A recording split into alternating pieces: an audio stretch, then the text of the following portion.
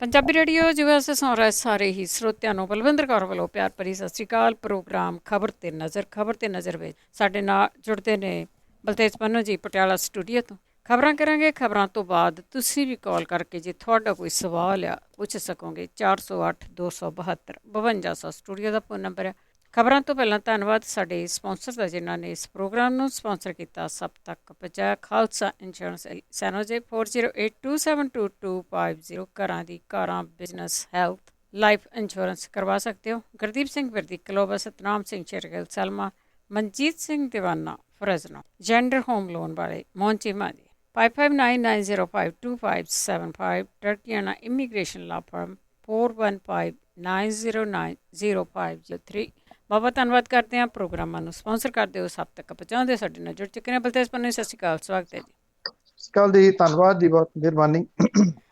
ਗੱਲ ਕਰਦੇ ਹਾਂ ਭਾਰਤ ਦੀ ਚੁੱਪ। ਅਫਗਾਨਿਸਤਾਨ ਦੇ ਮਸਲੇ ਤੇ ਇੰਨਾ ਕੁਝ ਹੋ ਗਿਆ ਪਰ ਚੁੱਪ ਹੀ ਨਹੀਂ ਟੁੱਟੀ। ਦੇਖੋ, ਇਸ ਤਰ੍ਹਾਂ ਹੈ ਕਿ ਜਦੋਂ ਤੁਹਾਡੇ ਕੋਲੇ ਜਿਹੜੀਆਂ ਤੁਹਾਡੀਆਂ ਵਿਦੇਸ਼ ਨੀਤੀਆਂ ਨੇ ਉਹ ਨਾ ਹੋਣ ਫਿਰ ਇਹੀ ਕੁਛ ਜਿਹੜਾ ਹੁੰਦਾ। ਅੱਜ ਤੋਂ ਜੇ ਤੁਸੀਂ 10 ਸਾਲ ਪਿੱਛੇ ਚਲੇ ਜਾਂਦੇ ਹੋ ਤਾਂ ਉਸ ਵੇਲੇ ਜਿਹੜੀਆਂ ਵਿਦੇਸ਼ ਨੀਤੀਆਂ ਸੀਗੀਆਂ, ਜਾਂ 10 ਤੋਂ 15 ਸਾਲ ਪਿੱਛੇ ਚਲੇ ਜਾਓ, ਉਦੋਂ ਵੀ ਪਿੱਛੇ ਜਾਓਗੇ ਤੇ ਜਦੋਂ ਡਾਕਟਰ ਮਨਮੋਹਨ ਸਿੰਘ ਹੁਰੀ ਬਣਦੇ ਆ ਫਾਈਨੈਂਸ ਮਿਨਿਸਟਰ ਨਰਸਿਮਹਾ ਰਾਓ ਦੀ ਸਰਕਾਰ ਦੇ ਵਿੱਚ, ਉਦੋਂ ਜਿਹੜੀਆਂ ਵਿਦੇਸ਼ ਨੀਤੀਆਂ ਸੀ ਉਹਨਾਂ ਦੇ ਵਿੱਚ ਕੁਝ ਤਬਦੀਲੀਆਂ ਆਉਣੀਆਂ ਸ਼ੁਰੂ ਹੋਈਆਂ। ਅਫਗਾਨਿਸਤਾਨ ਦੇ ਜੇ ਆਪਾਂ ਉਹਦੇ ਹਿਸਾਬ ਦੇ ਨਾਲ ਗੱਲ ਕਰੀਏ ਤਾਂ ਜਿਹੜੀ ਉਸ ਟਾਈਮ ਡਿਵੈਲਪਮੈਂਟ ਕਰਵਾਈ ਗਈ ਡਾਕਟਰ ਮਨਮੋਹਨ ਸਿੰਘ ਹੋਰਾਂ ਦੀ ਸਰਕਾਰ ਦੇ ਵੇਲੇ, ਉਹਦੇ ਪਿੱਛੇ ਤੁਹਾਨੂੰ ਜਿਹੜਾ ਮਕਸਦ ਆ ਉਹ ਲੁਕਿਆ ਹੋਇਆ ਸਮਝਣਾ ਪਊਗਾ ਕਿ ਜਿਹੜੀ ਇੱਕ ਜਿਹੜਾ ਵਪਾਰ ਹੈ ਉਹ ਥਰੂ ਪਾਕਿਸਤਾਨ ਦੇ ਲੰਘ ਕੇ ਕੋਈ 23-24 ਕਿਲੋਮੀਟਰ ਦਾ, ਫਿਰ ਉਹ ਅਫਗਾਨਿਸਤਾਨ ਦੇ ਵਿੱਚੋਂ ਦੀ ਹੁੰਦਾ ਹੋਇਆ UAE ਤੱਕ ਜਿਹੜਾ ਉਹ ਲਿਜਾਣਾ ਸੀਗਾ। ਤੇ ਇਸ ਹਾਈਵੇ ਦੇ ਉੱਤੇ ਕੰਮ ਵੀ ਡਾਕਟਰ ਮਨਮੋਹਨ ਸਿੰਘ ਹੋਰਾਂ ਦੀ ਸਰਕਾਰ ਦੇ ਵੇਲੇ ਹੋਇਆ। ਭਾਰਤ ਨੇ ਇੱਥੇ ਅਫਗਾਨਿਸਤਾਨ ਦੇ ਵਿੱਚ ਪਾਰਲੀਮੈਂਟ ਦੀ ਬਿਲਡਿੰਗ 100 ਕਰੋੜ ਰੁਪਈਆ ਲਾ ਕੇ ਬਣਾ ਕੇ ਦਿੱਤੀ। ਕਾਬੁਲ ਦੇ ਵਿੱਚ ਜਿਹੜੀ ਟਰਾਂਸਪੋਰਟ ਹੈ ਉਹ ਭਾਰਤ ਸਰਕਾਰ ਦੀ ਦੇਣ ਹੈ। ਉਦੋਂ ਬਾਅਦ ਸਰਕਾਰ ਬਦਲ ਗਈ। ਭਾਰਤ ਦੀਆਂ ਜਿਹੜੀਆਂ ਫੋਰਨ ਪਾਲਿਸੀਜ਼ ਸੀਗੀਆਂ ਉਹਨਾਂ ਦਾ ਪਤਾ ਹੀ ਨਾ ਲੱਗਿਆ। ਜਿਹੜੀ 14 ਵਾਲੀ ਸਰਕਾਰ ਸੀ, ਜੇ ਉਹਦੇ ਵਿੱਚ ਤੁਸੀਂ ਕਿਸੇ ਨੂੰ ਅੱਜ ਸਟੂਡੈਂਟ ਨੂੰ ਸਵਾਲ ਪੁੱਛਣਾ ਹੋਵੇ ਕਿ 14 ਤੋਂ 19 ਵਾਲੀ ਸਰਕਾਰ ਦੇ ਵਿੱਚ ਭਾਰਤ ਦੇ ਵਿਦੇਸ਼ ਮੰਤਰੀ ਕੌਣ ਸੀ, ਤਾਂ ਕਿਸੇ ਬੱਚੇ ਨੂੰ ਜਵਾਬ ਨਹੀਂ ਉਹਦਾ ਆਉਣਾ, ਕਿਉਂਕਿ ਕਿਸੇ ਨੂੰ ਪਤਾ ਹੀ ਨਾ ਲੱਗਿਆ ਕਿ ਵਿਦੇਸ਼ ਮੰਤਰੀ ਵਿਦੇਸ਼ਾਂ ਦੇ ਦੌਰੇ ਦੇ ਉੱਤੇ ਜਾਂਦਾ ਹੁੰਦਾ। ਉਹਨੂੰ ਤਾਂ ਵਿਚਾਰੀ ਨੂੰ ਕੋਈ ਲੈ ਕੇ ਹੀ ਨਾ ਗਿਆ ਵਿਦੇਸ਼ ਦੌਰੇ ਦੇ ਉੱਤੇ। ਜੇ ਕਿਤੇ ਗਏ ਵੀ ਤੇ ਰਹੇ ਖੋਏ ਜੇ ਐਵੇਂ ਥਾਵਾਂ ਦੇ ਉੱਤੇ ਜਾ ਜੂ ਕੇ ਖਾਨਾ ਪੂਰਤੀ ਜੀ ਹੋ ਗਈ। ਵਿਦੇਸ਼ ਦੇ ਵਿੱਚ ਜਿਹੜੇ ਤੁਰੇ ਫਿਰਦੇ ਰਹੇ ਉਹ ਪ੍ਰਧਾਨ ਮੰਤਰੀ ਸਨ। ਉਹਦੇ ਨਾਲ ਜਿਹੜੇ ਗੇੜੇ ਸੀ ਉਹ ਲਾ ਕੇ ਵਿਦੇਸ਼ ਨੀਤੀ ਦੇ ਵਿੱਚੋਂ ਕੀ ਮਿਲਿਆ? ਕਿਉਂਕਿ ਜੇ ਤੁਸੀਂ ਇਹਨੂੰ ਸਾਰੇ ਨੂੰ ਸਮਝਣਾ ਤਾਂ ਉਹਦੇ ਦੌਰਾਨ ਜਦੋਂ ਪ੍ਰਧਾਨ ਮੰਤਰੀ ਪਹਿਲਾਂ ਜਾਂਦੇ ਸੀ, ਇੱਕ ਜਾਂਦਿਆਂ ਰਸਤੇ ਦੇ ਵਿੱਚ ਪ੍ਰੈਸ ਕਾਨਫਰੰਸ ਹੁੰਦੀ ਸੀ। ਉੱਥੇ ਜਾ ਕੇ ਜਿਹੜੇ ਮੁਲਕਾਂ ਦੇ ਨਾਲ ਸਮਝੌਤੇ ਹੁੰਦੇ ਸੀਗੇ, ਤੁਰਨ ਤੋਂ ਪਹਿਲਾਂ ਉੱਥੇ ਪ੍ਰੈਸ ਕਾਨਫਰੰਸ ਹੁੰਦੀ ਸੀ। ਇੱਕ ਪ੍ਰੈਸ ਕਾਨਫਰੰਸ ਰਸਤੇ ਦੇ ਵਿੱਚ ਹੁੰਦੀ ਸੀ ਕਿ ਕੀ ਕੁਝ ਗੇਨ ਕੀਤਾ ਕਿਹੜੇ ਮੁਲਕ ਦੇ ਵਿੱਚੋਂ, ਫਿਰ ਆ ਕੇ ਪ੍ਰਧਾਨ ਮੰਤਰੀ ਰਾਸ਼ਟਰਪਤੀ ਨੂੰ ਬਰੀਫ ਕਰਦਾ। ਰਾਸ਼ਟਰਪਤੀ ਨੂੰ ਬਰੀਫ ਕਰਨ ਤੋਂ ਬਾਅਦ ਇੱਥੇ ਫਿਰ ਪ੍ਰੈਸ ਕਾਨਫਰੰਸ ਜਿਹੜੀ ਉਹ ਫਾਈਨਲ ਰੱਖੀ ਜਾਂਦੀ ਸੀ ਕਿ ਕਿਹੜੇ ਕਿਹੜੇ ਸਮਝੌਤੇ ਹੋਏ, ਕੀ ਕੁਝ ਹੋਇਆ। ਸਰੋਤੇ ਇਹਦੇ ਵਿੱਚੋਂ ਕਿਸੇ ਜਗ੍ਹਾ ਦੇ ਉੱਤੇ ਦੱਸ ਦੇਣ ਕਿ ਉਹਨਾਂ ਨੇ ਕਦੀ ਇਹ ਸੁਣਿਆ ਕਿ ਸਿਸਟਮ ਕਿੱਥੇ ਗਿਆ। ਅੱਜ ਹਾਲਾਤ ਇਹ ਬਣ ਗਏ ਕਿ ਨੇਪਾਲ ਵਰਗਾ ਭੋਰਾ ਇੱਕ ਜਿਹੜਾ ਮੁਲਕ ਹੈ ਉਹ ਵੀ ਅੱਖਾਂ ਵਿਖਾਈ ਜਾਂਦਾ। ਸ੍ਰੀਲੰਕਾ ਦੇ ਨਾਲ ਕਿਹੋ ਜਿਹੇ ਸਮਝੌਤੇ ਨੇ, ਉਹ ਕਿੱਥੇ ਗਏ, ਇਹ ਕਿਸੇ ਨੂੰ ਚੇਤਾ ਵੀ ਨਹੀਂ ਹੋਣਾ। ਚਾਈਨਾ ਦੇ ਨੇੜੇ ਹੋ ਗਿਆ ਸ੍ਰੀਲੰਕਾ। ਬੰਗਲਾਦੇਸ਼ ਦਾ ਲਾ ਲਓ ਅਗਲਾ। ਬੰਗਲਾਦੇਸ਼ ਤਾਂ ਬਣਾਉਣ ਦੇ ਵਿੱਚ ਭਾਰਤ ਦੀ ਇੱਕ ਵੱਡੀ ਭੂਮਿਕਾ ਰਹੀ। ਅੱਜ ਬੰਗਲਾਦੇਸ਼ ਅੱਖਾਂ ਦਿਖਾਉਂਦਾ ਕਿਉਂਕਿ ਉਹਦੇ ਨਾਲ ਚਾਈਨਾ ਜਿਹੜਾ ਖੜਾ। ਪਾਕਿਸਤਾਨ ਦੇ ਨਾਲ ਕਦੀ ਵੀ ਜਿਹੜੇ ਉਹ ਚੱਜ ਦੇ ਰਿਸ਼ਤੇ ਨਹੀਂ ਰੱਖੇ। ਹਾਂ, ਜਦੋਂ ਲੱਗਦਾ ਸੀਗਾ ਕਿ ਖਬਰਾਂ ਮਿਲਣੀਆਂ ਨੇ ਤੇ ਤੁਰੇ ਤੁਰੇ ਜਾਂਦੇ ਜਹਾਜ਼ ਲਾ ਲਿਆ ਵੀ ਇੱਥੇ ਰੋਕ ਲਓ, ਜਿਵੇਂ ਲੋਕਲ ਬੱਸ ਹੁੰਦੀ ਹੈ ਵੀ ਇੱਥੇ ਖੜੋ ਕੇ ਜਾਂਦੇ ਘੰਟਾ। ਮੁੜ ਕੇ ਉਦੋਂ ਬਾਅਦ ਜਿਸ ਕਿਸਮ ਦੀ ਬਿਨਾਂ ਵਜ੍ਹਾ ਦੀ ਦੁਸ਼ਮਣੀ ਜਿਹੜੀ ਉਹ ਪਾਈ ਰੱਖੀ, ਇਮਰਾਨ ਖਾਨ ਦੇ ਆਉਣ ਦੇ ਨਾਲ ਘੱਟੋ ਘੱਟ ਇਹ ਰਿਸ਼ਤੇ ਸੁਧਰ ਸਕਦੇ ਸੀਗੇ, ਚਾਹੇ ਉਹ ਜਿਹੋ ਜਿਹਾ ਵੀ ਲੀਡਰ ਆ। ਇੱਕ ਗੱਲ ਤਾਂ ਜਿਹੜੀ ਹੈਗੀ ਆ, ਉਹਨੇ ਲਗਾਤਾਰ ਇਹ ਗੱਲ ਕਹੀ ਕਿ ਲੜ ਕੇ ਨਹੀਂ ਕੁਝ ਵੀ ਮਿਲਣਾ, ਮਿਲ ਕੇ ਜੇਕਰ ਤੁਰੋਗੇ ਤਾਂ ਇਸ ਖਿੱਤੇ ਦੇ ਵਿੱਚ ਕੁਝ ਤਰੱਕੀ ਹੋ ਸਕਦੀ ਹੈ। ਪਰ ਇਹ ਤਾਂ ਹੁੰਦਾ ਨਾ ਜੀ, ਜੇ ਦੂਰ ਅੰਦੇਸ਼ੀ ਵਾਲੀਆਂ ਕੋਈ ਪਾਲਿਸੀਜ਼ ਹੋਣ, ਜਦੋਂ ਪਾਲਿਸੀ ਹੀ ਨਾ ਹੋਵੇ ਤੇ ਫਿਰ ਉਹਦੇ ਵਿੱਚੋਂ ਜਿਹੜਾ ਜੀ ਉਹ ਕੀ ਲੱਭਣਾ।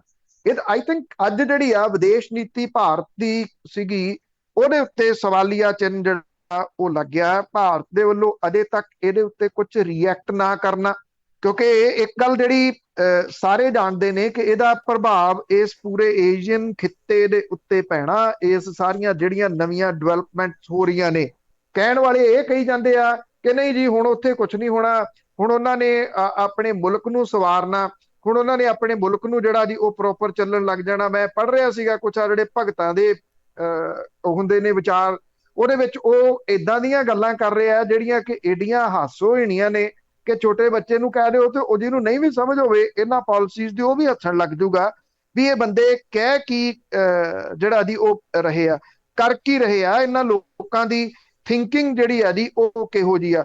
ਇਹ ਉਹੀ ਨੇ ਜਿਹੜੇ ਕਹਿੰਦੇ ਸੀਗੇ ਚਾਈਨਾ ਤੋਂ ਬਦਲਾ ਲੈਣਾ ਤੇ ਟਿਕਟੌਕ ਬੰਦ ਕਰ ਦਿਓ, ਚਾਈਨਾ ਤੋਂ ਬਦਲਾ ਲੈਣਾ ਤੇ ਚਾਈਨੀਜ਼ ਲੜੀਆਂ ਲਾਉਣੀਆਂ ਬੰਦ ਕਰ ਦਿਓ। ਇਹ ਉਹ ਲੋਕ ਨੇ ਜਿਹੜੇ ਹੁਣ ਨਵੀਆਂ ਜਿਹੜੀਆਂ ਜੀ ਉਹ ਗੱਲਾਂ ਦੱਸ ਰਹੇ ਆ ਕਿ ਅਫਗਾਨਿਸਤਾਨ ਦੇ ਵਾਸਤੇ ਭਾਰਤ ਨੂੰ ਜਿਹੜਾ ਜੀ ਉਹ ਕੀ ਕਰਨਾ ਚਾਹੀਦਾ। ਹਰ ਗੱਲ ਦੇ ਉੱਤੇ ਪ੍ਰੈਸ ਕਾਨਫਰੰਸ ਕਰਨ ਵਾਲੇ ਇਹਨਾਂ ਦੇ ਬੁਲਾਰੇ ਲੱਭ ਨਹੀਂ ਰਹੇ ਕਿ ਉਹ ਗਏ ਤਾਂ ਗਏ ਕਿੱਥੇ, ਜਿਨ੍ਹਾਂ ਨੇ ਆ ਕੇ ਇੱਥੇ ਅਫਗਾਨਿਸਤਾਨ ਦੇ ਬਾਰੇ ਦੇ ਵਿੱਚ ਕੁਛ ਤਾਂ ਸਟੈਂਡ ਸਪਸ਼ਟ ਕਰਨਾ ਸੀ। ਪਾਕਿਸਤਾਨ ਤਾਲਿਬਾਨ ਦੇ ਪਿੱਛੇ ਖੜ ਗਿਆ, ਸਭ ਨੂੰ ਪਤਾ ਸੀ ਉਹਨੇ ਖੜਨਾ। ਚਾਈਨਾ ਨੇ ਤਾਲਿਬਾਨ ਦਾ ਸਵਾਗਤ ਜਿਹੜਾ ਉਹ ਕਰ ਦਿੱਤਾ। ਚਾਈਨਾ ਨੂੰ ਸੜਕ ਦਿਸਦੀ ਆ ਜਿਹੜੀ ਕਾਬੁਲ ਦੇ ਵਿੱਚੋਂ ਦੀ ਲੰਘਦੀ ਹੋਈ UAE ਤੱਕ ਜਾਊਗੀ, ਉਹਨੂੰ ਆਪਣੇ ਵਪਾਰ ਦੇ ਨਾਲ ਮਤਲਬ ਹੈ ਔਰ ਉਹ ਵਪਾਰ ਦੇ ਵਾਸਤੇ ਹਰ ਹਾਲਤ ਦੇ ਵਿੱਚ ਅਫਗਾਨੀਆਂ ਦੀ ਮਦਦ ਕਰੂਗਾ।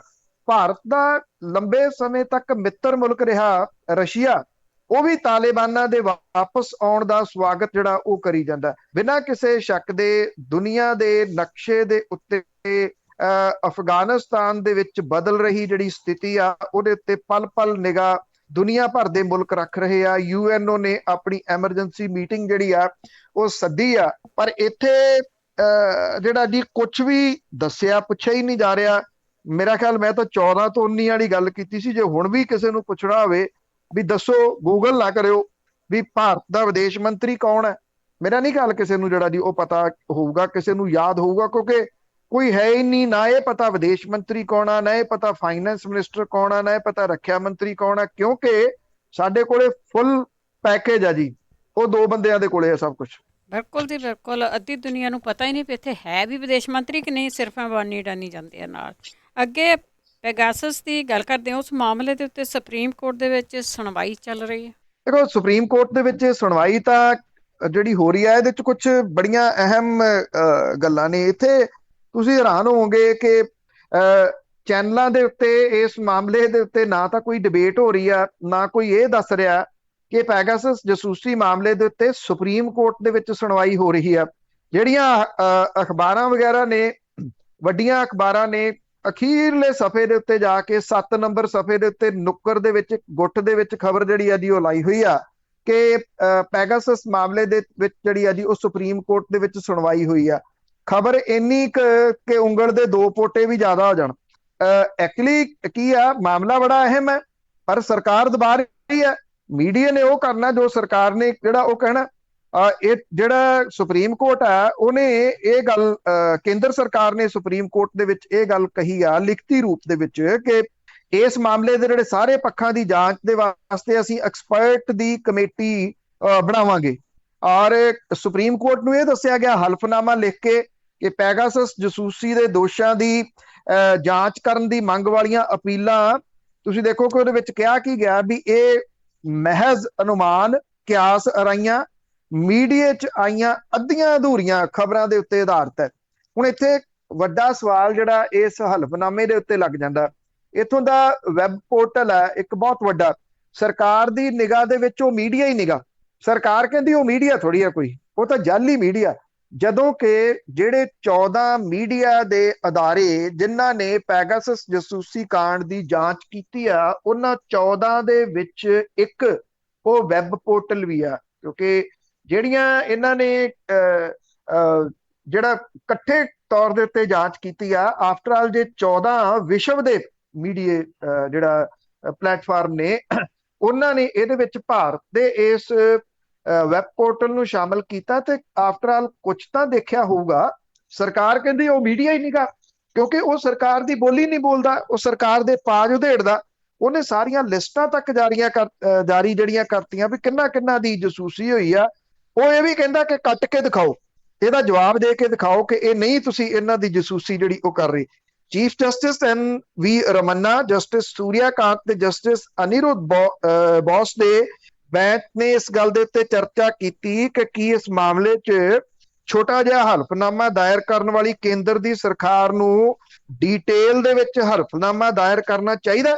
ਅੱਜ ਵੀ ਇਸ ਮਾਮਲੇ ਦੇ ਉੱਤੇ ਸੁਣਵਾਈ ਜਿਹੜੀ ਉਹ ਜਾਰੀ ਰਹੂਗੀ। ਸੀਨੀਅਰ ਪੱਤਰਕਾਰ N ਰਾਮ ਤੇ ਸ਼ਸ਼ੀ ਕੁਮਾਰ ਦੇ ਵੱਲੋਂ ਜਿਹੜੇ ਪੇਸ਼ ਹੋਏ ਵਕੀਲ ਸੀ ਉਹ ਸੀ ਕਪਿਲ ਸਿੱਬਲ ਹੋਰਾਂ ਨੇ ਜਿਹੜਾ ਜੀ ਇਹ ਗੱਲ ਕਹੀ ਕਿ ਸਰਕਾਰ ਜਾਂ ਉਹਦੀਆਂ ਏਜੰਸੀਆਂ ਨੇ ਜਸੂਸੀ ਸੌਫਟਵੇਅਰ ਦੀ ਵਰਤੋਂ ਕੀਤੀ ਹੈ ਜਾਂ ਨਹੀਂ, ਇਹ ਤਾਂ ਕਿਤੇ ਹਲਫਨਾਮੇ ਦੇ ਵਿੱਚ ਦਾਇਰ ਹੀ ਨਹੀਂਗਾ।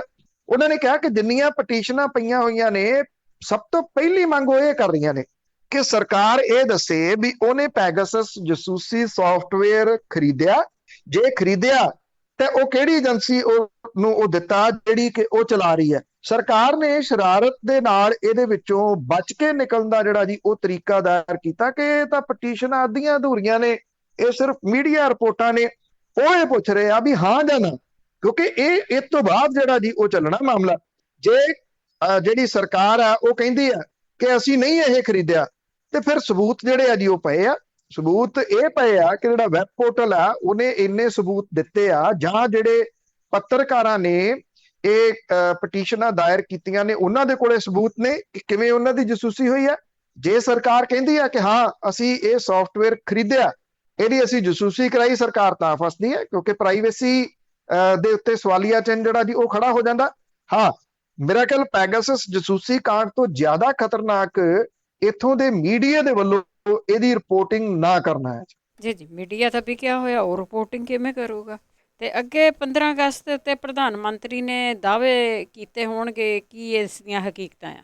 ਐਕਚੁਅਲੀ ਕੁਝ ਰਿਕਾਰਡ ਜਿਹੜੇ ਜੀ ਉਹ ਸੈੱਟ ਹੋਏ, 88 ਮਿੰਟ ਜਿਹੜਾ ਜੀ ਉਹ ਬੋਲਿਆ ਗਿਆ, ਔਰ 2 ਮਿੰਟ ਜਿਹੜਾ ਜੀ ਉਹ ਪਿਛਲੀ ਵਾਰ ਨਾਲੋਂ ਘੱਟ ਰਹਿ ਗਏ, 90 ਮਿੰਟ ਸੀ। ਹੁਣ ਤੱਕ ਜਿੰਨੇ 7 ਸਾਲ ਬੋਲੇ ਗਏ ਆ ਉਹ ਟੋਟਲ ਜਿਹੜੇ ਆ ਆਪਾਂ ਲਾਈਏ ਤੇ 10 ਘੰਟੇ ਤੇ ਕੋਈ 18 ਮਿੰਟ ਜਿਹੜਾ ਜੀ ਉਹ ਬਣ ਜਾਂਦਾ। ਮੰਨ ਲਓ ਜੇ ਤੁਸੀਂ ਸਵੇਰੇ ਜਿਹੜਾ ਜੀ ਉਹ 10 ਵਜੇ ਸੁਣਨ ਲੱਗ ਜਾਓ ਸਾਰੇ 7 ਸਾਲ ਦੇ ਭਾਸ਼ਣ, ਤੇ ਸ਼ਾਮ ਦੇ 6:10 ਹੋ ਜਾਣਗੇ ਤੁਹਾਨੂੰ। 10 ਘੰਟੇ ਤੇ 8 ਮਿੰਟ ਜਿਹੜਾ ਉਹ ਬੋਲਿਆ ਗਿਆ।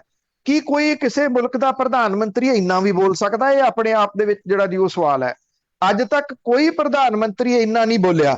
ਜੇ ਡਾਕਟਰ ਮਨਮੋਹਨ ਸਿੰਘ ਹੋਰਾਂ ਦੇ ਤੁਸੀਂ 10 ਸਾਲ ਨੂੰ ਜਿਹੜਾ ਜੀ ਉਹ ਕੰਪੇਅਰ ਕਰਦੇ ਹੋ ਤਾਂ ਇਹਨਾਂ ਦੇ 7 ਸਾਲਾਂ ਦੇ ਨਾਲ ਉਹ ਕਿਤੇ ਪਛਾਣ ਆ, ਕਿਉਂਕਿ ਉਹ ਵੱਧ ਤੋਂ ਵੱਧ ਜਿਹੜਾ ਉਹ ਬੋਲਦੇ ਰਹੇ ਆ ਉਹ 38 40 42 ਮਿੰਟ ਜਿਹੜਾ ਉਹ ਬੋਲਦੇ ਰਹੇ ਆ। 88 ਮਿੰਟ ਜਿਹੜਾ ਜੀ ਉਹ ਬੋਲਿਆ ਉਹਦੇ ਵਿੱਚ ਜਿਹੜਾ ਜੀ ਉਹ ਕੀ ਗਿਆ ਉਹ ਵੀ ਜਿਹੜਾ ਜੀ ਉਹ ਸਭ ਦੇ ਕੋਲੇ ਸੀਗਾ।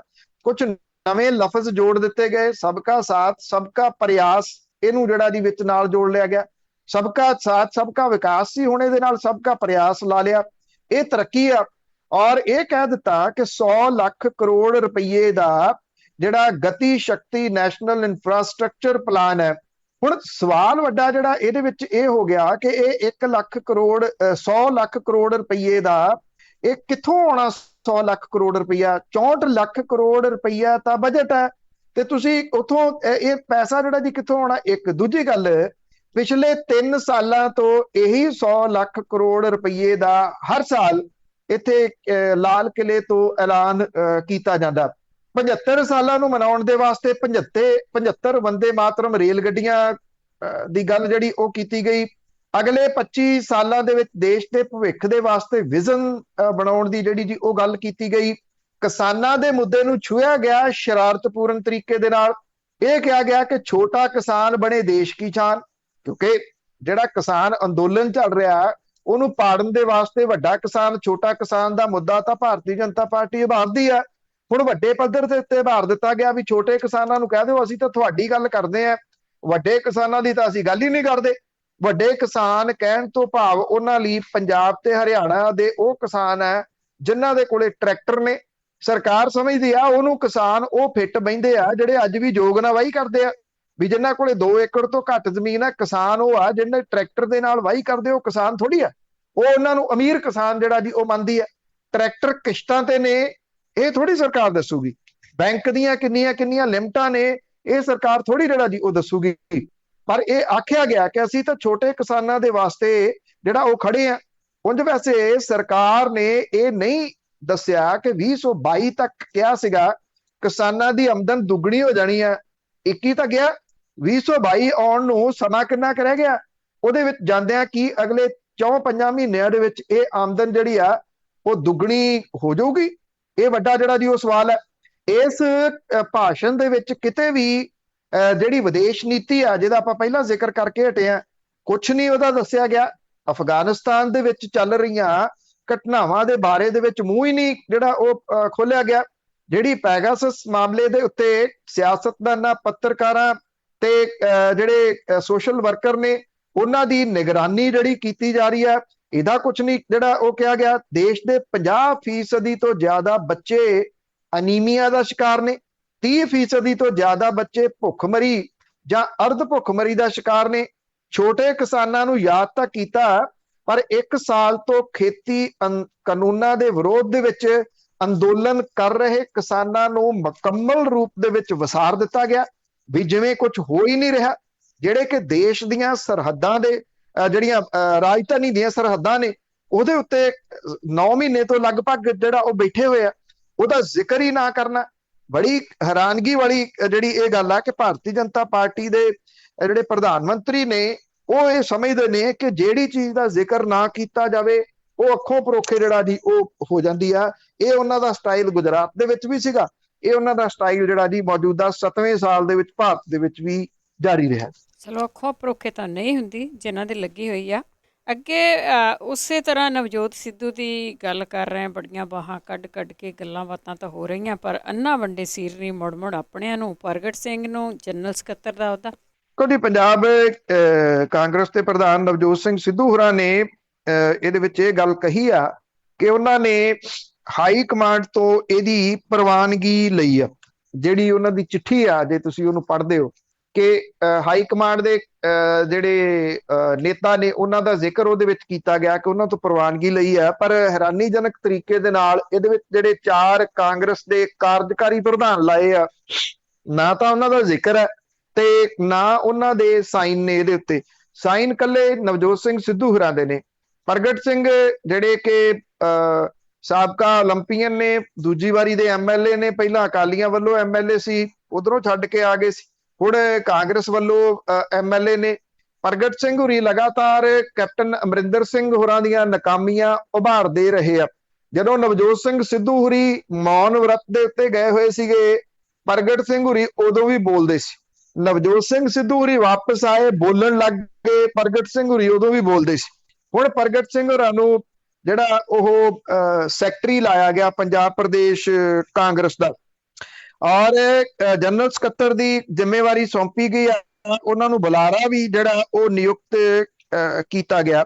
ਹਾਈ ਕਮਾਂਡ ਤੋਂ ਪ੍ਰਵਾਨਗੀ ਲੈਣ ਦਾ ਹਵਾਲਾ ਜਿਹੜਾ ਜੀ ਉਹ 4 ਨਵੇਂ ਜਿਹੜੇ ਸਲਾਹਕਾਰਾਂ ਦੀ ਨਿਯੁਕਤੀ ਵੇਲੇ ਵੀ ਇਹਦਾ ਹਵਾਲਾ ਨਹੀਂ ਸੀ ਦਿੱਤਾ ਗਿਆ। ਜਦੋਂ 4 ਸਲਾਹਕਾਰ ਨਿਯੁਕਤ ਕੀਤੇ, ਜਿਹਦੇ ਵਿੱਚੋਂ 1 ਸਲਾਹਕਾਰ ਛੱਡ ਗਿਆ ਸੀਗਾ, ਤੋ ਉਦੋਂ ਇਹਦੇ ਵਿੱਚ ਕੋਈ ਹਵਾਲਾ ਨਹੀਂ ਸੀ ਦਿੱਤਾ ਗਿਆ ਵੀ ਹਾਈ ਕਮਾਂਡ ਤੋਂ ਲਈ। ਹੁਣ ਜਿਹੜੀ ਇਹ ਹਾਈ ਕਮਾਂਡ ਤੋਂ ਪ੍ਰਵਾਨਗੀ ਦੀ ਗੱਲ, ਇਹਦਾ ਮਤਲਬ ਕਿ ਹਾਈ ਕਮਾਂਡ ਨੇ ਸਲਾਹਕਾਰਾਂ ਵਾਲੇ ਮਾਮਲੇ ਦੇ ਵਿੱਚ ਨਵਜੋਤ ਸਿੰਘ ਸਿੱਧੂ ਹੋਰਾਂ ਨੂੰ ਜ਼ਰੂਰ ਪੁੱਛਿਆ ਕਿ ਉਹ ਕਿਵੇਂ ਬਿਨਾਂ ਪੁੱਛੇ ਤੋਂ ਜਿਹੜੇ ਉਹ ਲਾਏ ਗਏ ਸੀਗੇ। ਜਿਹੜੇ ਪ੍ਰਗਟ ਸਿੰਘ ਹੋਰੀ ਨੇ ਉਹ ਜਨਰਲ ਸਕੱਤਰ ਦੇ ਅਹੁਦੇ ਨੂੰ ਕਿਵੇਂ ਸੰਭਾਲਦੇ ਆ, ਇਹ ਆਪਣੇ ਆਪ ਦੇ ਵਿੱਚ ਜਿਹੜਾ ਜੀ ਉਹ ਸਵਾਲ ਹੈ। ਪਰ ਉਦੋਂ ਪਹਿਲਾਂ ਨਵਜੋਤ ਸਿੰਘ ਸਿੱਧੂ ਹੋਰਾਂ ਦਾ ਜਿਹੜਾ ਭਾਸ਼ਣ 15 ਅਗਸਤ ਨੂੰ ਉਹਨਾਂ ਨੇ ਯੂਥ ਦੇ ਇੱਕ ਸਮਾਗਮ ਦੇ ਵਿੱਚ ਦਿੱਤਾ ਚੰਡੀਗੜ੍ਹ 'ਚ, ਉਹ ਜ਼ਿਆਦਾ ਚਰਚਾ ਦਾ ਵਿਸ਼ਾ ਜਿਹੜਾ ਜੀ ਉਹ ਬਣਿਆ ਹੋਇਆ। ਔਰ ਇਹਦੇ ਵਿੱਚ ਉਹਨਾਂ ਨੇ ਜਿਸ ਕਿਸਮ ਦੇ ਨਾਲ ਉਹ ਮਮਿਕਰੀ ਕਰਕੇ ਜਿਹੜਾ ਉਹ ਸਟੇਜ ਦੇ ਉੱਤੇ ਗੱਲਾਂ ਕਹਿਣ ਦੀ ਕੋਸ਼ਿਸ਼ ਜਿਹੜੀ ਉਹ ਕੀਤੀ ਆ, ਬਹੁਤੇ ਲੋਕਾਂ ਨੂੰ ਉਹ ਪਸੰਦ ਨਹੀਂ ਆਈਆਂ। ਔਰ ਬਹੁਤ ਸਾਰੇ ਲੋਕਾਂ ਨੇ ਇਹ ਗੱਲ ਜਿਹੜੀ ਕਹੀ ਆ ਕਿ ਇਹਦੇ ਵਿੱਚ ਪੰਜਾਬ, ਪਹਿਲੀ ਤਾਂ ਗੱਲ ਪੰਜਾਬ ਸਮੱਸਿਆਵਾਂ ਦਾ ਕੀ ਜ਼ਿਕਰ ਹੈ, ਦੂਜੀ ਗੱਲ ਕਿ ਜਿਹੜੀ ਇੱਕ ਨੇਤਾ ਦੇ ਵਿੱਚ ਮੈਚੁਰਿਟੀ ਦਿਸਣੀ ਚਾਹੀਦੀ ਆ, ਮੈਚੁਰਿਟੀ ਝਲਕਣੀ ਚਾਹੀਦੀ ਆ। ਜਿਹੜਾ ਇਹ ਗੱਲ ਕਹਿੰਦਾ ਕਿ ਮੇਰੇ ਕੋਲੇ ਵਿਜ਼ਨ ਹੈ, ਮੇਰੇ ਕੋਲੇ ਬਲੂਪ੍ਰਿੰਟ ਹੈ। ਬਲੂਪ੍ਰਿੰਟ ਕੀ ਹੈ? ਤੁਹਾਡੇ ਕੋਲੇ ਵਿਜ਼ਨ ਜਿਹੜਾ ਉਹ ਕੀ ਆ? ਇਹ ਵੱਡੇ ਜਿਹੜਾ ਜੀ ਉਹ ਸਵਾਲ ਨੇ। ਇਹ ਪੰਜਾਬ ਪਤਾ ਨਹੀਂ ਹੁਣ ਕਿਸ ਪਾਸੇ ਵੱਲ ਨੂੰ ਜਿਹੜੀ ਦੀ ਉਹ ਇਹ ਕਹਾਣੀ ਜਾਊਗੀ। ਉਧਰ ਬਿਕਰਮ ਸਿੰਘ ਮਜੀਠੀਆ ਉਹਦਾ ਜਵਾਬ ਦੇਈ ਜਾਂਦਾ, ਇੱਧਰ ਜਿਹੜੇ ਨਵਜੋਤ ਸਿੰਘ ਸਿੱਧੂ ਨੇ ਉਹ ਉਹਦੇ ਉੱਤੇ ਕਾਮੇਡੀ ਜਿਹੜੀ ਆ ਉਹ ਕਰੀ ਜਾਂਦੇ ਨੇ। ਇਹਦੇ ਵਿੱਚੋਂ ਜਿਹੜਾ ਜੀ ਉਹ ਪੰਜਾਬ ਨੇ ਕੀ ਗੇਨ ਕਰਨਾ? ਕੀ ਪੰਜਾਬ ਦੀ ਸਿਆਸਤ ਜਿਹੜੀ ਉੱਥੇ ਹੀ ਰਹੂਗੀ ਜਿੱਥੇ ਪਹਿਲਾਂ ਖੜੀ ਸੀ, ਜਾਂ ਕੁਝ ਇਹਦੇ ਵਿੱਚੋਂ ਨਵਾਂਪਣ ਨਿਕਲਣ ਦੀ ਜਿਹੜੀ ਆ ਜੀ ਉਹ ਆਸ ਹੈ? ਸਵਾਲ ਇੰਨਾ ਜ਼ਰੂਰ ਹੈ ਕਿ ਜੇ 22 ਦੇ ਵਿੱਚ ਵੀ ਆਹੀ ਸਾਰਾ ਕੁਝ ਜਿਹੜਾ ਜੀ ਉਹ ਚੱਲੀ ਜਾਣਾ, ਜੋ ਕੁਝ ਚੱਲ ਰਿਹਾ ਅੰਦਰ ਖਾਤੇ ਖਾਸ ਤੌਰ ਦੇ ਉੱਤੇ ਜਿਹੜੀ ਸਿਆਸਤ ਹੋ ਰਹੀ ਆ, ਕਿਹਦੀਆਂ ਜੜ੍ਹਾਂ ਵੱਢਣੀਆਂ ਨੇ, ਕਿਹਦੀਆਂ ਜੜ੍ਹਾਂ ਲਾਉਣੀਆਂ ਨੇ, ਜੇ ਉਹੀ ਕੁਝ ਹੋਣਾ, ਜੇ 22 ਦੇ ਵਿੱਚ ਵੀ ਪੰਜਾਬ ਦੇ ਲੋਕਾਂ ਦੇ ਨਾਲ ਇੱਕ ਵਾਰੀ ਫਿਰ ਇਹੋ ਕੁਝ ਜਿਹੜਾ ਜੀ ਹੋ ਗਿਆ, ਮੁੜ ਕੇ ਪੰਜਾਬ ਜਿਹੜਾ ਜੀ ਉਹ ਉੱਠ ਸਕੂਗਾ? ਇਹ ਆਪਣੇ ਆਪ 'ਚ ਵੱਡਾ ਸਵਾਲੀਆ ਚਿੰਨ੍ਹ ਜਿਹੜਾ ਜੀ ਉਹ ਖੜਾ ਹੋ ਜਾਊਗਾ, ਕਿਉਂਕਿ ਮੌਜੂਦਾ ਜੇ ਪਰਿਸਥਿਤੀਆਂ ਨੂੰ ਦੇਖੀਏ ਤਾਂ ਪੰਜਾਬ ਦੇ ਵਿੱਚ ਕੁਝ ਵੀ ਜਿਹੜਾ ਜੀ ਉਹ ਚੱਜ ਦਾ ਨਜ਼ਰ ਨਹੀਂ ਆ ਰਿਹਾ। ਲਾਅ ਐਂਡ ਆਰਡਰ ਦੀ ਸਥਿਤੀ ਜਿਹੜੀ ਉਹ ਤੁਸੀਂ ਦੇਖ ਲਓ, ਚਿੱਟੇ ਵਾਲਾ ਮਾਮਲਾ ਤੁਸੀਂ ਦੇਖ ਲਓ, ਤੁਸੀਂ ਸਟੇਜ ਤੇ ਰੌਲਾ ਤਾਂ ਪਾ ਰਹੇ ਹੋ, ਮੈਂ ਖਲਵਾਉਂ ਰਿਪੋਰਟਾਂ। ਹੁਣ ਸਿੱਧੂ ਸਾਹਿਬ ਇਹ ਦੱਸਣ, ਸਰਕਾਰ ਤੁਹਾਡੀ ਆ, ਮੈਂ ਖਲਵਾਉਂ ਮਤਲਬ ਕਿ 22 ਦੀਆਂ ਜਿਹੜੀਆਂ ਚੋਣਾਂ ਨੇ ਉਹ ਤੁਸੀਂ ਜਿਤਾ ਦਿਓ, ਫਿਰ ਮੈਂ ਜਿਹੜੀਆਂ ਉਹ ਰਿਪੋਰਟਾਂ ਖਲਵਾਉਂਗਾ। ਇਹਦੀ ਹੁਣ ਕੀ ਗਰੰਟੀ ਆ ਕਿ 22 ਦੀਆਂ ਚੋਣਾਂ ਹੋਣ ਤੋਂ ਬਾਅਦ ਇਹ ਰਿਪੋਰਟਾਂ ਖੁੱਲ ਜਾਣਗੀਆਂ, ਜਾਂ ਫਿਰ ਇਹ ਪੰਜਾਬੀਆਂ ਨੂੰ ਇੱਕ ਲੋਲੀਪੌਪ ਜਿਹੜਾ ਜੀ ਉਹ ਰੱਖਿਆ ਹੋਇਆ ਕਿ ਉਹ ਚੁੱਪ ਕਰਕੇ ਇਹਨੂੰ ਚੂਸੀ ਜਾਣ, ਹਰ 5 ਸਾਲ ਤੋਂ ਬਾਅਦ ਉਹਦੇ ਉੱਤੇ ਫੇਰ ਰਾਜਨੀਤੀ ਸ਼ੁਰੂ ਹੋ ਜੀ। ਬਿਲਕੁਲ ਜੀ, ਇਹਨਾਂ ਦੇ ਆਕਿਆਂ ਨੇ ਤਾਂ ਰਿਪੋਰਟਾਂ ਖੋਲੀਆਂ ਨੇ। ਅੱਗੇ ਕੈਨੇਡਾ ਦੀ ਜੇ ਗੱਲ ਕਰੀਏ, ਉਸ ਨੂੰ ਜਾਣ ਵਾਲੀਆਂ ਫਲਾਈਟਾਂ ਆ, ਉਹਨਾਂ ਦੇ ਭਾਅ ਬਹੁਤ ਚੜੇ ਹੋਏ ਆ, ਪਰ ਕੋਈ ਬੋਲ ਹੀ ਨਹੀਂ ਰਿਹਾ। ਦੇਖੋ ਇੱਥੇ ਇਹ ਲੁੱਟ ਮਚੀ ਹੋਈ ਆ। ਜਦੋਂ ਇੱਥੇ ਲੱਗਿਆ ਸੀਗਾ ਜੀ ਲੋਕਡਾਊਨ, ਉਦੋਂ ਵੀ ਆਪਾਂ ਉਹਨਾਂ ਦਿਨਾਂ ਦੇ ਦੌਰਾਨ ਜਿਹੜੀ ਗੱਲ ਕਰਦੇ ਰਹੇ ਹਾਂ ਕਿ ਕੁਝ ਲੋਕ ਇਕੱਠੇ ਹੋਏ ਸੀਗੇ ਜਿਨ੍ਹਾਂ ਨੇ ਇਕੱਠੇ ਹੋ ਕੇ ਕੁਝ 에ਅਰਲਾਈਨਸ ਦੇ ਨਾਲ ਗੱਲ ਕੀਤੀ ਸੀ, ਜਿਹੜੇ ਕੈਨੇਡਾ ਦੇ ਫਸੇ ਹੋਏ ਲੋਕ ਸੀਗੇ ਇੱਥੇ, ਵੀ ਉਹਨਾਂ ਨੂੰ ਚਲੋ ਕੱਢ ਲਿਆ ਜਾਵੇ, ਕਿਉਂਕਿ ਲੋਕਡਾਊਨ ਦੀ ਉਮੀਦ ਨਹੀਂ ਸੀ, ਉਦੋਂ ਸਾਰਾ ਕੁਝ ਬੰਦ ਹੋ ਗਿਆ। ਜਿਹੜੇ ਦੇਸੀ ਸਿਆਸਤਦਾਨ ਨੇ ਕੈਨੇਡਾ ਦੇ ਵਿੱਚ, ਮੈਂਬਰ ਪਾਰਲੀਮੈਂਟ ਸਾਡੇ, ਉਹ ਉਦੋਂ ਬੋਲੇ ਜਦੋਂ ਉਹਨਾਂ ਨੂੰ ਲੱਗਿਆ ਕਿ ਸਾਡੀ ਤਾਂ ਗੱਦੀ ਖਿਸਕਣ ਲੱਗੀ ਹੈ। ਜੇ ਇਹ ਲੋਕ ਏਦਾਂ ਇੱਕ ਪ੍ਰਾਈਵੇਟ ਤੌਰ ਦੇ ਉੱਤੇ ਕੀਤੇ ਗਏ ਪ੍ਰਬੰਧਾਂ ਦੇ ਵਿੱਚ ਆ ਗਏ ਤੇ ਅਸੀਂ ਕਿੱਧਰ ਨੂੰ ਜਾਵਾਂਗੇ?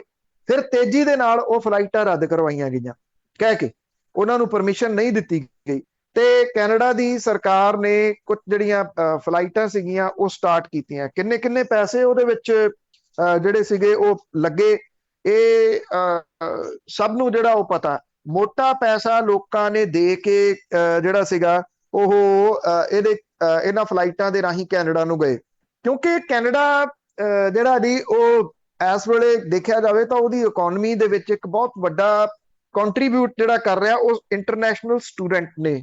ਦੁਨੀਆ ਭਰ ਦੇ ਵਿੱਚੋਂ ਆਉਂਦੇ ਜਿਹੜੇ ਜੀ ਉਹ ਵਿਦਿਆਰਥੀ, ਜਦੋਂ ਦੁਨੀਆ ਭਰ ਦਾ ਜ਼ਿਕਰ ਆਉਂਦਾ ਹੈ ਤੇ ਦੁਨੀਆ ਭਰ ਦੇ ਮੁਲਕਾਂ ਚੋਂ ਨੇ, ਪਰ ਬਹੁਤ ਵੱਡੀ ਗਿਣਤੀ ਦੇ ਵਿੱਚ ਭਾਰਤ ਤੋਂ ਨੇ। ਭਾਰਤ ਦੇ ਵਿੱਚੋਂ ਮੈਕਸਿਮਮ ਜਿਹੜੇ ਸਟੂਡੈਂਟ ਨੇ ਉਹ ਪੰਜਾਬ ਤੋਂ ਨੇ।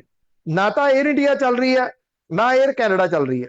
ਇਹ ਇੱਕ ਬਬਲ ਸਮਝੌਤਾ ਜਿਹੜਾ ਜੀ ਉਹ ਕੀਤਾ ਹੋਇਆ ਕੈਨੇਡਾ ਨੇ।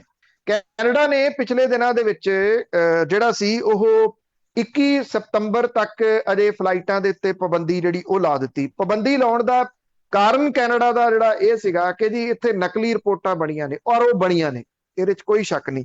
ਸਾਡੇ ਲੋਕਾਂ ਨੇ ਆਪਣਾ ਬੇੜਾ ਆਪ ਗਰਕ ਕੀਤਾ ਜੀ। ਇੱਥੋਂ ਨਕਲੀ ਰਿਪੋਰਟਾਂ ਬਣਵਾਈਆਂ ਇਹਨਾਂ ਲੋਕਾਂ ਨੇ ਜਿਹੜੀਆਂ ਨੈਗੇਟਿਵ ਵਾਲੀਆਂ ਸੀਗੀਆਂ। ਮੰਨ ਲਓ ਜੇ ਕਿਸੇ ਨੂੰ ਕੋਈ ਤਕਲੀਫ ਹੈ, ਕੋਈ ਵਾਇਰਸ ਹੈ, ਤੁਸੀਂ ਟਿਕ ਜਾਓ ਇੱਥੇ ਥੋੜੇ ਦਿਨ, ਉਹਦਾ ਇਲਾਜ ਕਰਵਾ ਲਓ, ਪ੍ਰੋਪਰ ਟੈਸਟ ਕਰਵਾ ਕੇ ਜਾਓ। ਸਭ ਨੂੰ ਪਤਾ ਕਿ ਇੱਥੇ ਕਾਲਾਂ ਖੋਲਦੇ ਤੁਹਾਨੂੰ ਜਿਹੜੀਆਂ ਮੈਕਸਿਮਮ ਕਾਲਾਂ ਉਹ ਆਉਣਗੀਆਂ ਕੁੰਭ ਦੇ ਮੇਲੇ ਵਾਲੀਆਂ ਜੀ। ਉੱਥੇ ਨਕਲੀ ਰਿਪੋਰਟਾਂ ਬਣੀਆਂ, ਲੋਕਾਂ ਨੇ ਬਣਾਈਆਂ, ਉਹ ਕੀਤਾ। ਪਰ ਇਹ ਪੰਜਾਬੀ ਭਾਈਚਾਰਾ ਜਿਹੜਾ ਇੱਥੋਂ ਨਕਲੀ ਰਿਪੋਰਟਾਂ ਬਣਾ ਕੇ ਨੈਗੇਟਿਵ ਜਿਹੜੀਆਂ ਸੀਗੀਆਂ ਉਹ ਕੈਨੇਡਾ ਨੂੰ ਗਿਆ, ਉੱਥੇ ਫੜੇ ਗਏ। 200-250 ਬੰਦਾ ਉਦੋਂ ਜਦੋਂ ਹੋਇਆ ਤੇ ਉਹ ਸਾਰੀਆਂ ਰਿਪੋਰਟਾਂ ਨਕਲੀ ਨਿਕਲੀਆਂ, ਉਹ ਪੋਜ਼ਿਟਿਵ ਸੀਗੇ, ਇੱਥੇ ਨੈਗੇਟਿਵ ਬਣਾਇਆ ਗਿਆ। ਉਹਨਾਂ ਲੋਕਾਂ ਨੇ ਬੇੜਾ ਗਰਕ ਕਰਕੇ ਰੱਖਤਾ ਇਹਨਾਂ ਸਟੂਡੈਂਟਸ ਦਾ ਜੀ। ਹੁਣ ਜਿਹੜੀ 70,000 ਰੁਪਏ ਦੀ ਟਿਕਟ ਹੈ, 70-75 ਇੰਨੇ ਦੀ ਮੈਕਸਿਮਮ ਹੋਊਗੀ, ਉਹ ਇਸ ਵੇਲੇ ਕਿੰਨੇ ਦੀ ਹੋ ਸਕਦੀ ਆ ਤੁਸੀਂ ਸੋਚ ਵੀ ਨਹੀਂ ਸਕਦੇ।